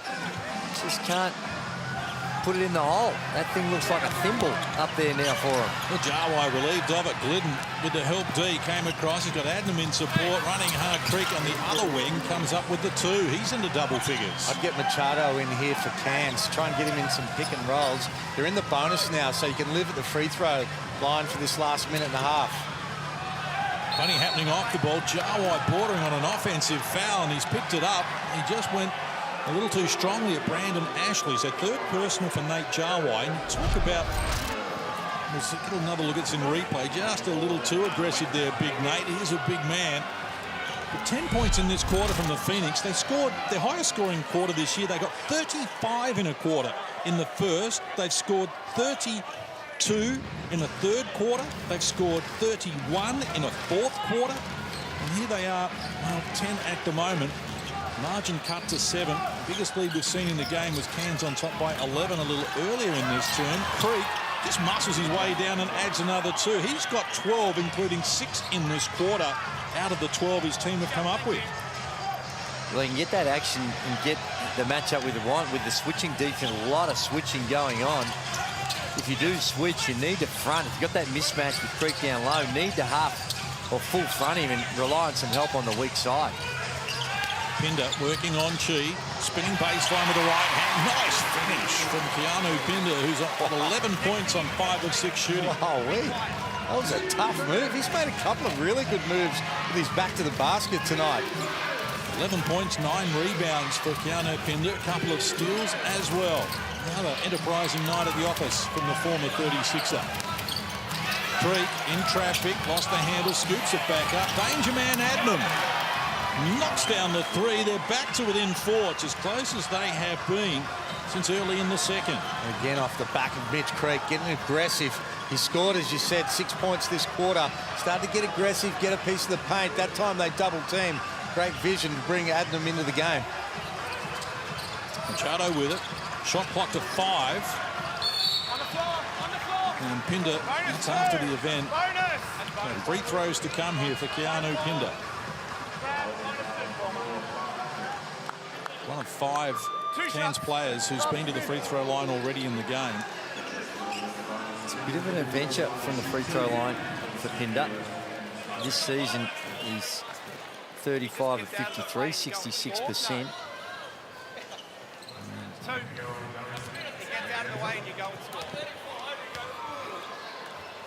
They certainly got more out of Keanu Pinder, I think, than they would have expected coming into this season. For sure. And I think they'd be excited about what he can produce next year. Yep. And that has been thrust into an important role with the injury to Zimmerman, but he's stepped up. Done a great job of it. So the Phoenix, last play of the third quarter, Adnam draws a foul. He's off to the free throw line. Smart play by Kyle Adams, just drove into Machado, and Machado not quite in the right defensive position and takes advantage of it. Good play by Kyle Adnam. He's come in, limited minutes, knocked down a 3 ball. Now he's going to go to the line where he is very reliable from the 3-point line. Excuse me, from the free throw line. 4 of 4 in this game. 82% free throw shooter on the season. 3 seconds on the clock just to get the margin back to 4. a good fight back because they were down 11 in this term. So we're in bonus, aren't we? This is the 5th foul. This is the 5th. This is the 5th foul, yes? Both teams have 5 fouls in this quarter, remembering that foul count was 8 on Cairns, 7 on the Phoenix in the opening quarter. And I thought we were going to be in for a long night from the free throw line. This stage, Cairns 14 of 15 from the stripe. Phoenix 15 of 16. That's great free throw shooting. It is. Champion free throw shooting. Had been one of the most reliable in the business. Here they go. They need to get it up quickly. They've moved it nicely on the buzzer. It's short.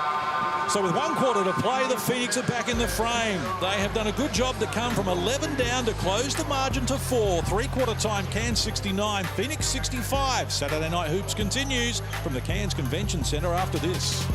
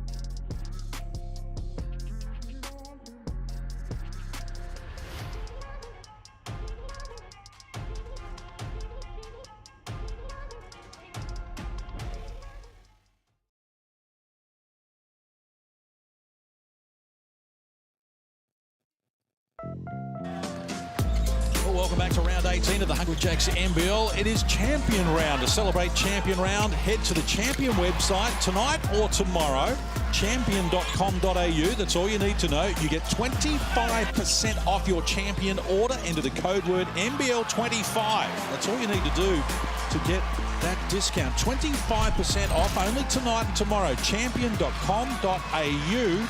And the Southeast Melbourne Phoenix, after being down 11, are back to within 4. Can they win from here? Do they win from here, Andrew? Well, my word, they can win, and they should. They've just need to find an offensive spark.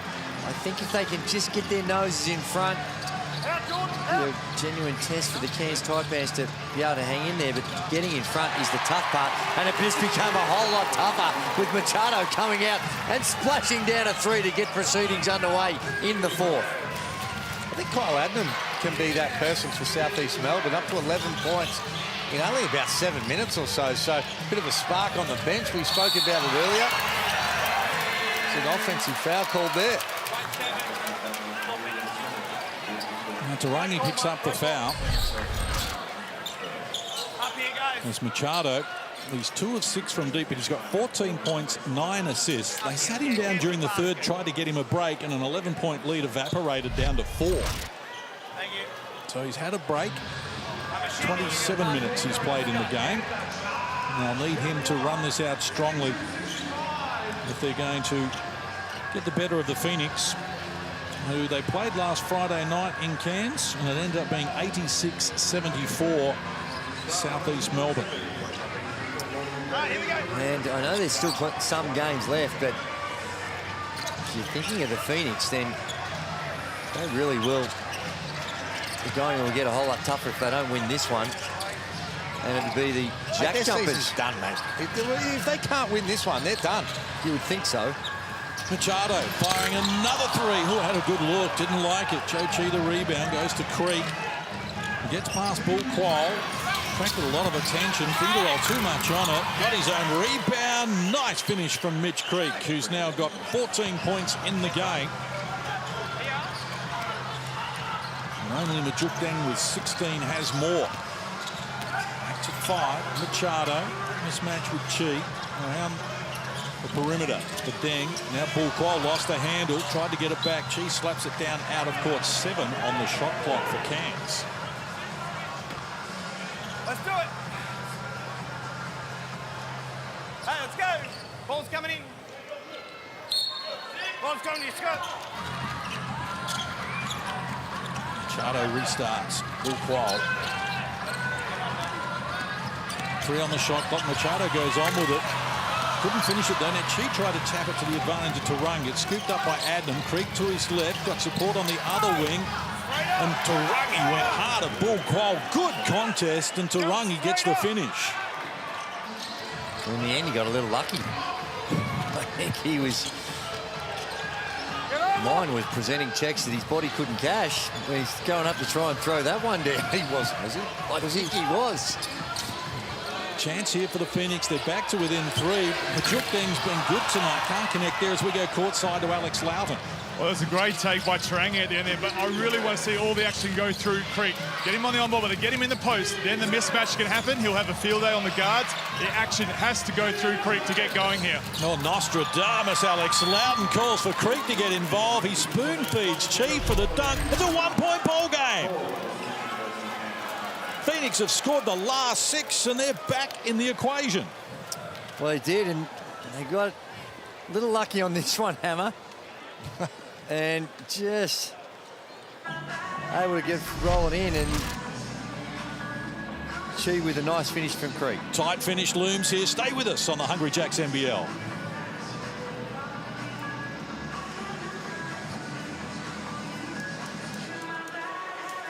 Six points to 3 here in the first 2 and a bit minutes of the final quarter. Back to a single point in it. The Phoenix slipped in front by 1 early in the first quarter, then got their noses in front at 30-29 in the second. And outside of that, Cairns have been in front for a good 98% of the game. But there's still some game to play, Hammer.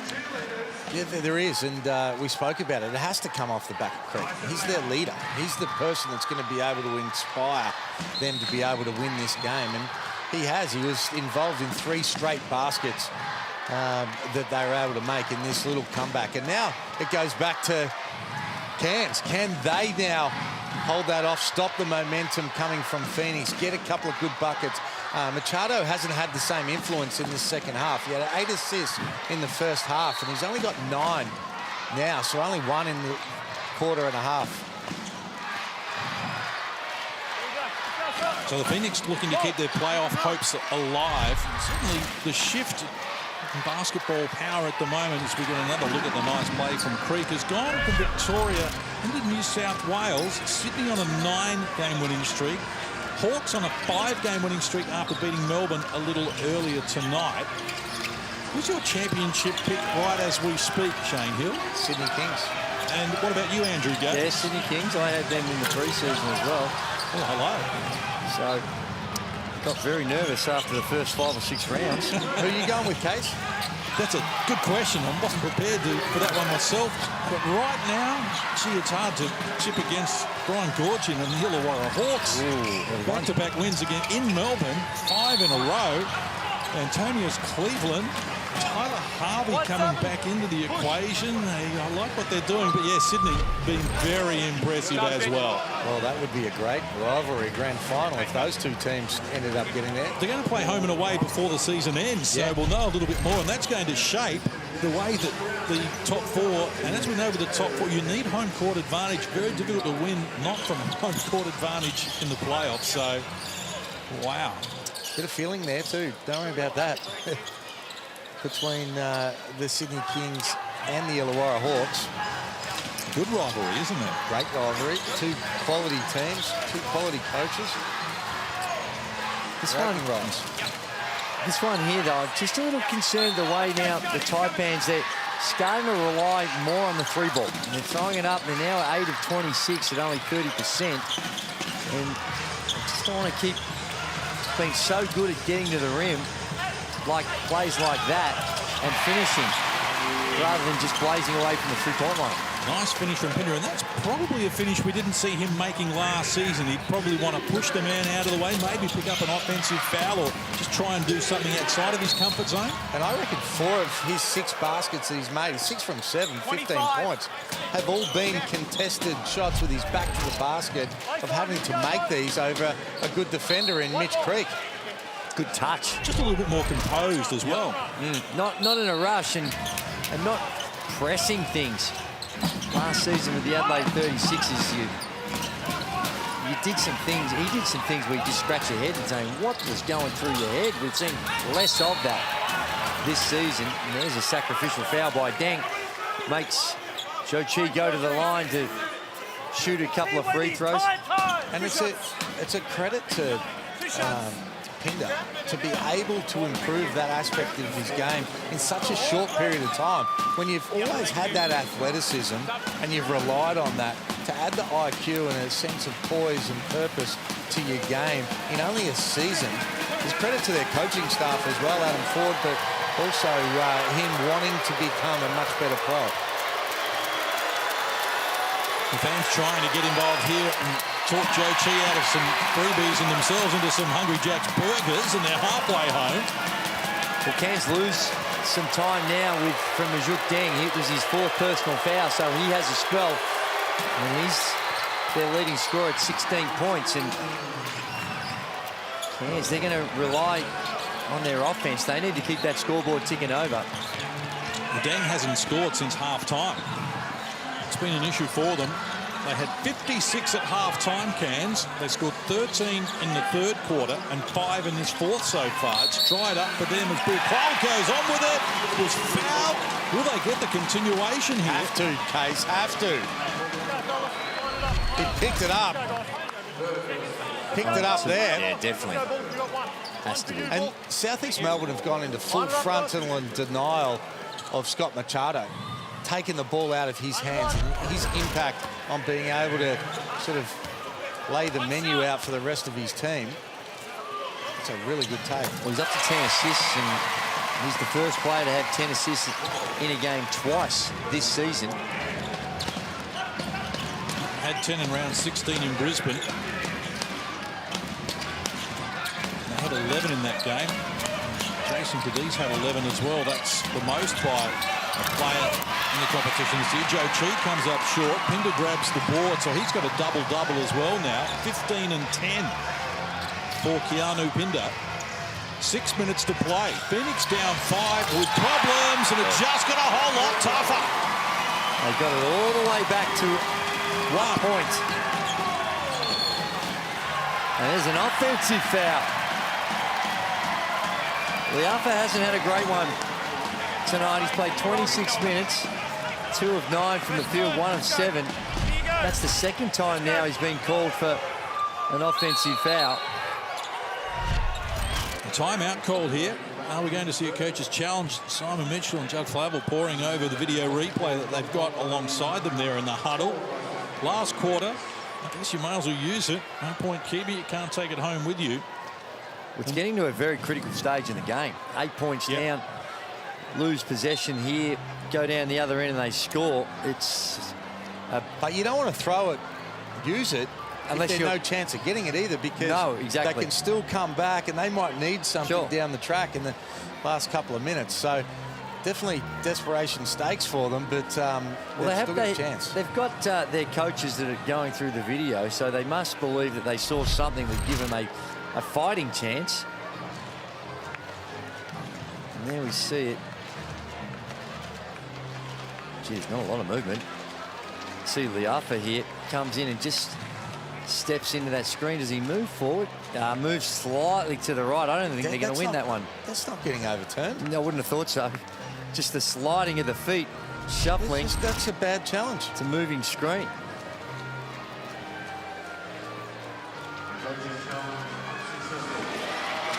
Rolling the dice, and The coach's challenge is unsuccessful. The foul will stand on wide 8. so both coaches have lost their challenge then. Adam Ford in the opening quarter.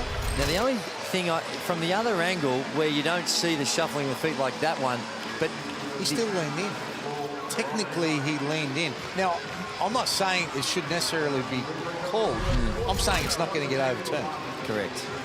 Well, I think the fact that he moved, that was moving and sliding his feet, brought him undone anyway, regardless of what happened with the contact.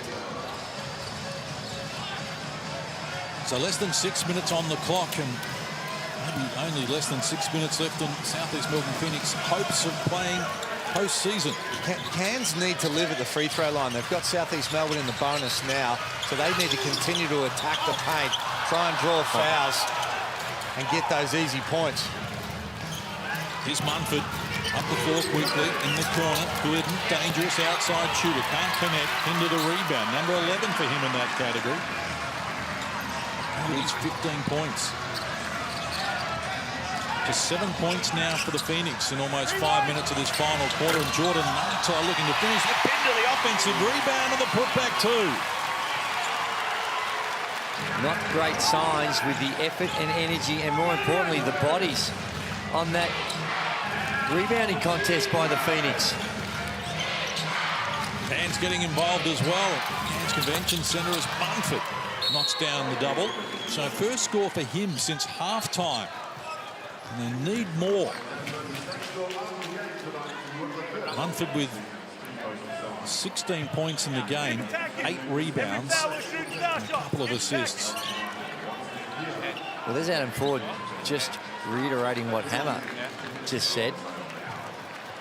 At every foul, they're shooting free throws, so he wants them to get in attack mode, put some heat on the rim, try and earn your way to the free throw line.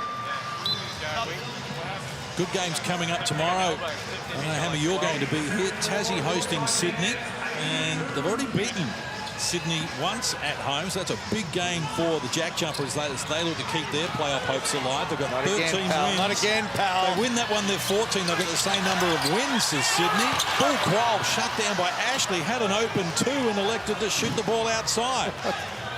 Other game tomorrow, Brisbane hosting Adelaide. And then we've got 2 games on Monday as well. Perth versus Melbourne, the pick of them. Here's Machado with the extended arm, adding another 2. 16 for him, along with 10 assists. Glidden fires quickly and unsuccessfully. And a double-figure lead to go over 4 minutes to play. The Taipans look as though they're heading for their 3rd win in 4 games. I'd be trying to get Brandon Ashley in as many pick and rolls as you possibly can, because if you want to draw a foul, that's one man that knows how to foul. For sure. And that time again gets isolated, and could have been a foul on that too. Yeah, Machado, just when you're like that, those bigs, you just got to force them one way. That time again, he had choices and made the wrong choice, come straight through the middle. And no help, and Machado just able to get to the rim, and they're just tidying up a wet spot on the floor. That's the delay in the game. So as you mentioned, Drew, double-figure assists for Machado for the 2nd time this season. Only player to do it last season. He did it 3 times.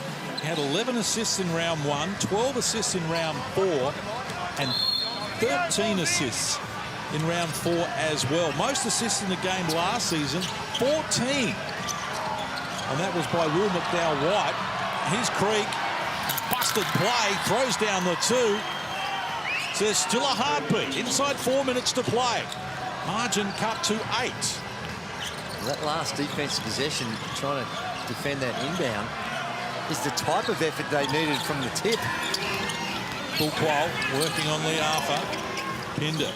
Machado, 8 on the shot clock against Creek. Good active hands again from Creek. Batting down the pass out of court. They've got 3 on the shot clock. They just need to be a little bit careful of working the clock too much. You don't want to go completely negative for the sake of running down the clock to the last, 5 or so seconds, and again it's down to 3. Machado's saying to the refs, they've grabbed me, they've made contact. Now, in the first quarter, that was a foul. So if it's a foul in the first quarter, it's got to be a foul in this quarter as well. That's where players get frustrated, where there's just not the same level of consistency from game to game or within a game. Plenty of time on the clock, 3.5 to play. Pinder, who was patient there, Machado made the play for Pinder to add the 2. They've been a dynamic duo in this game. And with all the overplays, that little slip action on the screen, those types of opportunities are going to be there. Here's Creek against Nartai. Single coverage for the moment. Quick release 2 from Creek. Rattles around the rim and works. Mitch Creek adds to his talent. He's now up to 20 in the game. In fact, 18 in the game for Mitch Creek, including 6 in this quarter out of the 13 his team have come up with. 8-point ball game. Inside 3 minutes remaining. Phoenix playoff hopes in the balance. Shot clock at 5. Machado gets it back from Nartai. Going to have to pull the trigger. Ashley in his face never looked likely. Really no attack on the rim. Creek, quick release 3 is off the mark. And Machado gets after the rebound, his 4th in the game, to go with 11 assists and 16 points. And Pinder's 19 points and 12 rebounds. Oh, it's a good battle for player of the game honours. And this man continues to impress. So that's 21 now for Pinder. And they are looking like winners, the Taipans, up 10, 2:18 to play. Put a fork in them, Yes, Case. they're cool. Put a fork in, S-E-M. Not only for this game, but for the season, gentlemen. Well, it's going to take This is don't sugarcoat it. This is a poor performance. It is, but as you said at halftime, give a lot of credit to the Cairns Taipans. We do. And they've been exceptional. But this is a poor performance. Yeah, it is. There's no other way around it. It's poor, and it's going to require a real desperate last 2 minutes. Points up the floor. Okay, we don't want to put them straight to the line, mark to the line, but we've got to be up the floor. Okay, pull the press, see we can try and turn them over without reaching in. On ball, stay with the charge, stay with the connect shot. Okay, late clock. We've got to all call it out though with switches on that one. Got to do a job on the boards, keep the 1, and get out and go. I've got fresh bodies to rotate. Well, he's trying to do everything he can, Simon Mitchell, to get his players back in the frame. And I think in the half court you can clearly see the last couple of minutes that Cairns are trying to take the wind out of the ball and just use the clock. When they're doing that, any on-ball screen, and even when the ball carrier's back's turned, got to start running and throwing some double teams at the ball. They need turnovers. Just playing out, there's not enough time left. We were saying that in the first quarter. I know, but now it's even more urgent. It's 18 to go. Correct. So it's all or nothing. They've got 2 and a bit minutes here, the Phoenix. They're down 10. Munford losing control of it, steps out of court. And they come up with a turnover. That wasn't what Simon Mitchell was hoping for. Can't run, make sure we don't go over. They've lost 10 games this season, the Phoenix. 8 of those have been to teams inside the 4, the big 4 at the moment. But a loss to Adelaide last week and heading toward a loss here against Cairns. Foot! Your right foot kicked the ball. Well, that has really brought them undone.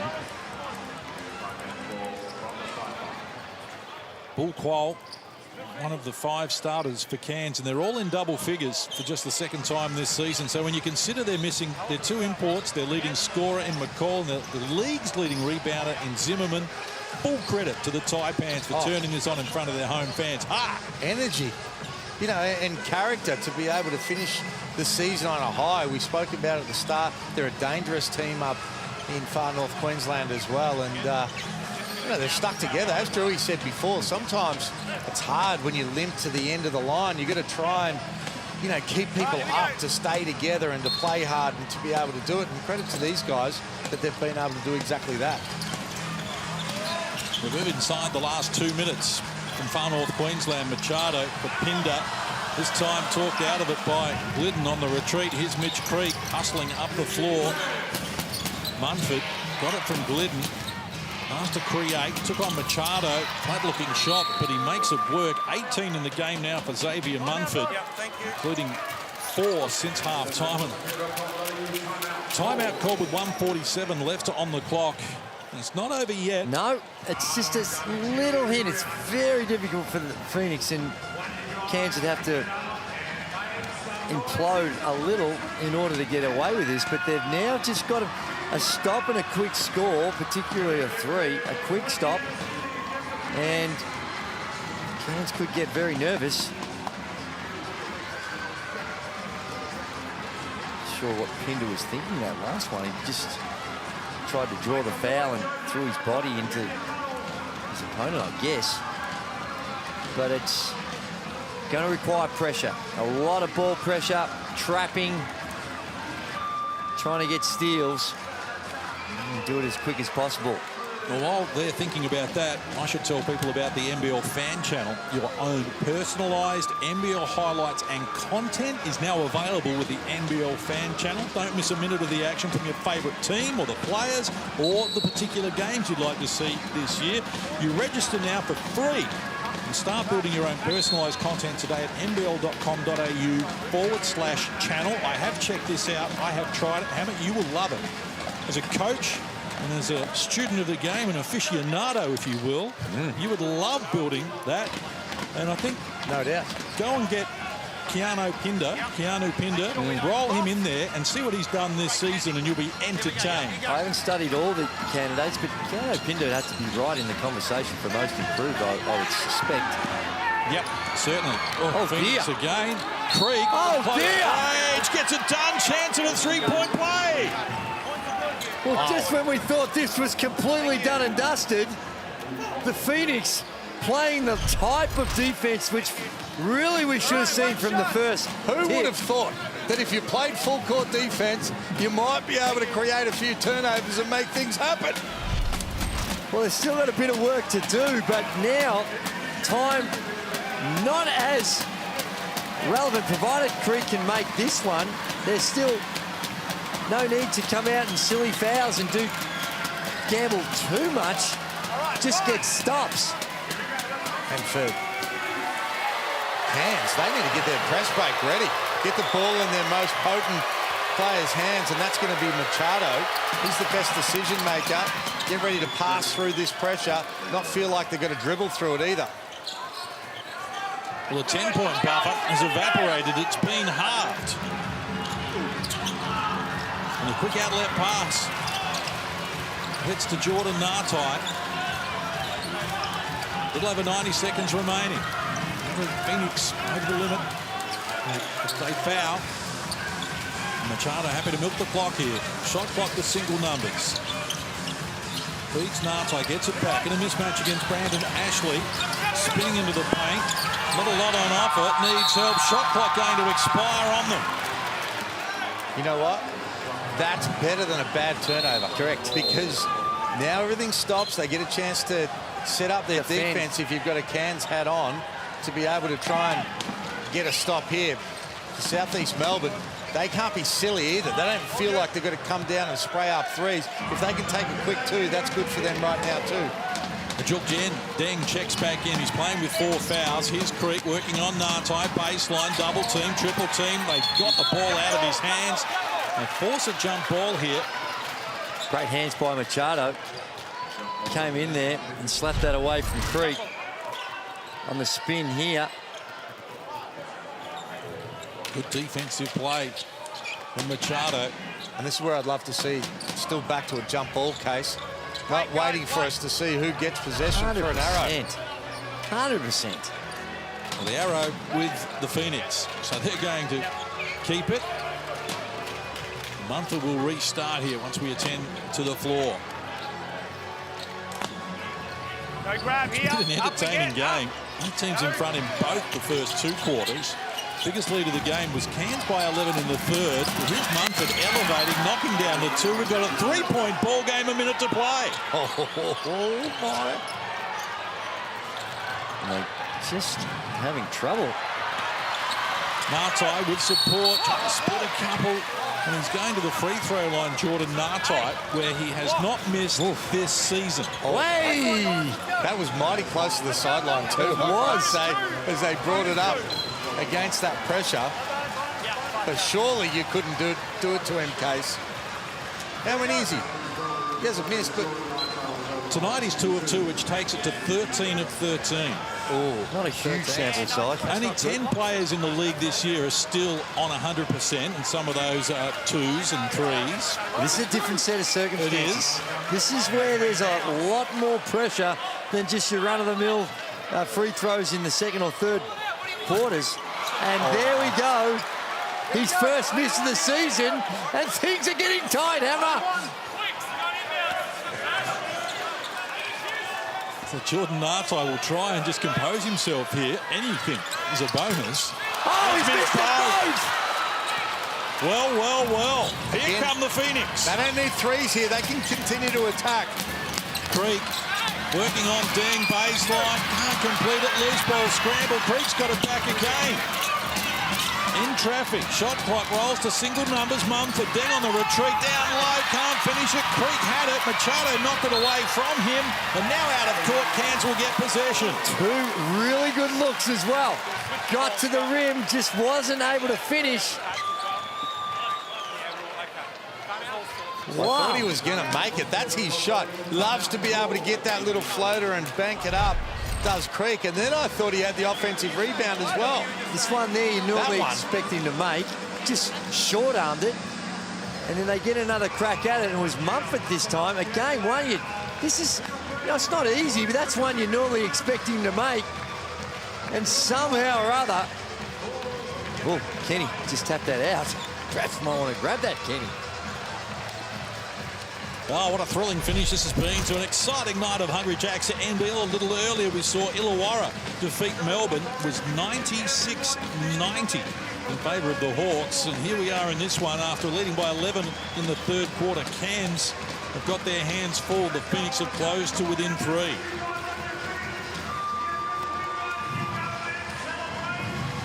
Well, a footlocker player of the game is going to be Keanu Pinder, because he has turned it on. A career night for him. 21 points on 9 of 11 shooting, 12 boards, couple of steals, just 1 turnover and just 2 fouls. And some excitement that you love seeing in your lounge room. It is. That open court stuff, he's a great athlete. This is the stuff that's most impressive. The little spins and touches, good dive out of an on-ball, and again, in traffic, those little touch shots like that are the ones that you need to make, and he's been good enough tonight so far to knock him down.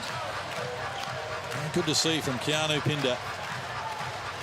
Had a up-and-down season with Adelaide last year. And the way he has improved, he's certainly in the conversation for most improved player. So Cairns with possession, up 3, 33 seconds to go. Still some work to do. Machado looking to restart. Now Kenny. Well, they needed 6 of the 8 seconds to get across the halfway line. Munford bordering on a foul. Seemed to be contact. Get it to Kenny. Now Munford wants the foul. That was really not a foul. And eventually the whistle on the Cairns Taipans. That is... He got fouled 4 times. At least. Oh, my goodness. And then he gets called for the offensive foul. Let's go, you got more. Oh, boy. I'm trying to... It almost looked like he was trying to foul him.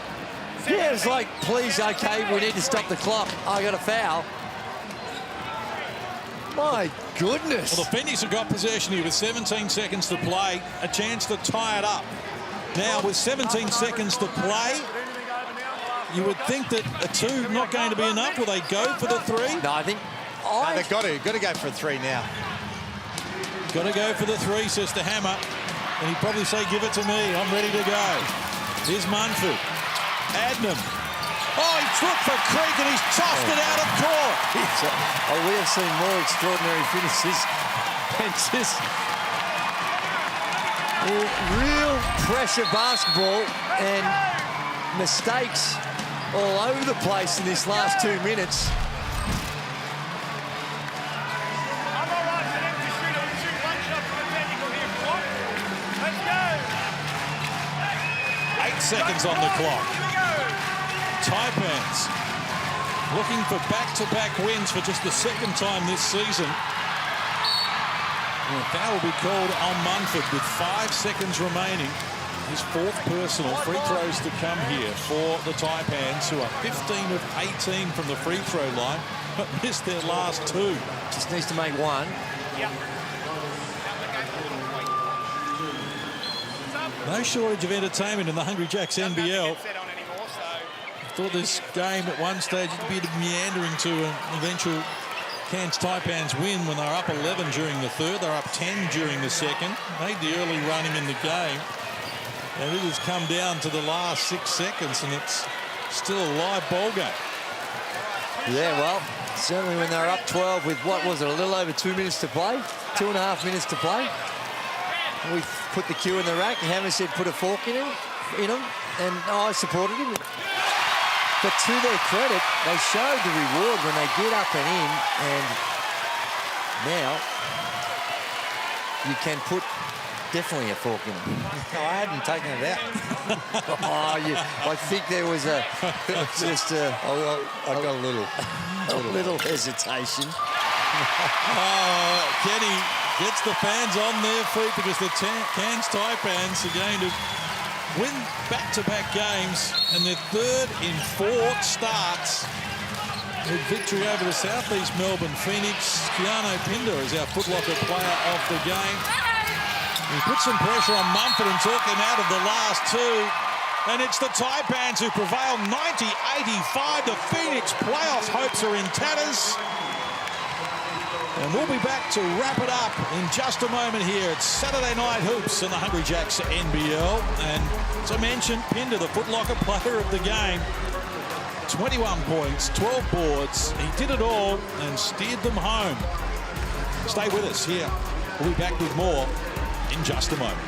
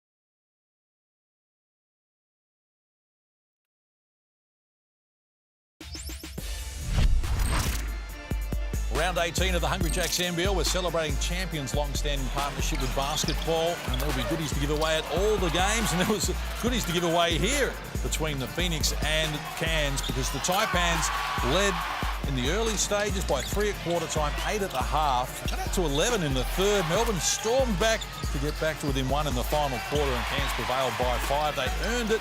It was a good win for them.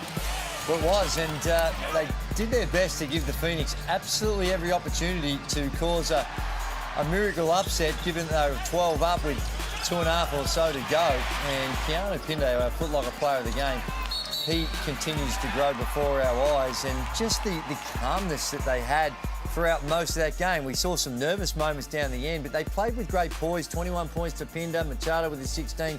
Creek battled hard with his 21 and Mumford with his 20. But again, it was the defence, and it tightened up a little bit. They got a little bit better in the second half, but still nowhere near where they need to be, the Southeast Melbourne Phoenix. Their shooting numbers were not bad overall, but poor from the three-point line. 3 of 20. That cost them dearly. And it's a long road now for the Phoenix. It's not mathematically over, but it is going. The way they're playing, it's going to be very hard. Well, let's have a look at the ladder just to confirm what we can see at the moment. The Amy ladder shows us the top 4. It's got 14 wins. Phoenix have got 12, so they're 2 games of percentage out, but with 5 to play. So still some work to do for them. Machado's 12 assists was the highest by a player in the NBL this season, and the action's going to continue tomorrow as well, with it's Tasmania against Sydney hosting the Kings. I give them a chance. And then Brisbane hosting Adelaide in that one as well. Shane Hill's confident about the Kings. They're going to win it all? They're going to win it all. They'll win tomorrow and win the whole thing. And Drew's confident as well. Trust you've enjoyed it here tonight. A great double header. Illawarra beating Melbourne and Cairns beating the Phoenix. On behalf of Andrew Gay, Shane Hill, Alex Loughton courtside, I'm John Casey. We thank our hard-working crew behind the scenes as well, who've delivered again. And it is the Taipans who've put a fork in the Phoenix playoff hopes, according to the Hammer. But stick around, because there's plenty of action coming again on Sunday and Monday as round 18 continues.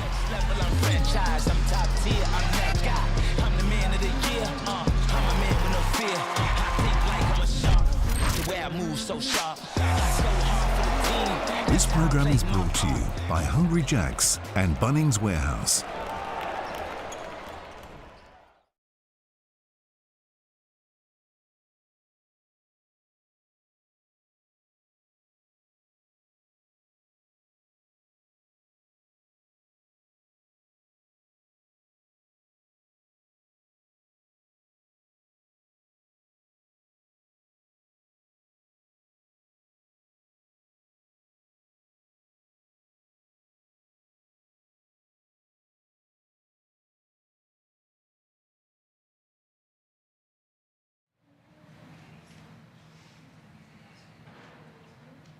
Your voice could be used in an induction video. I think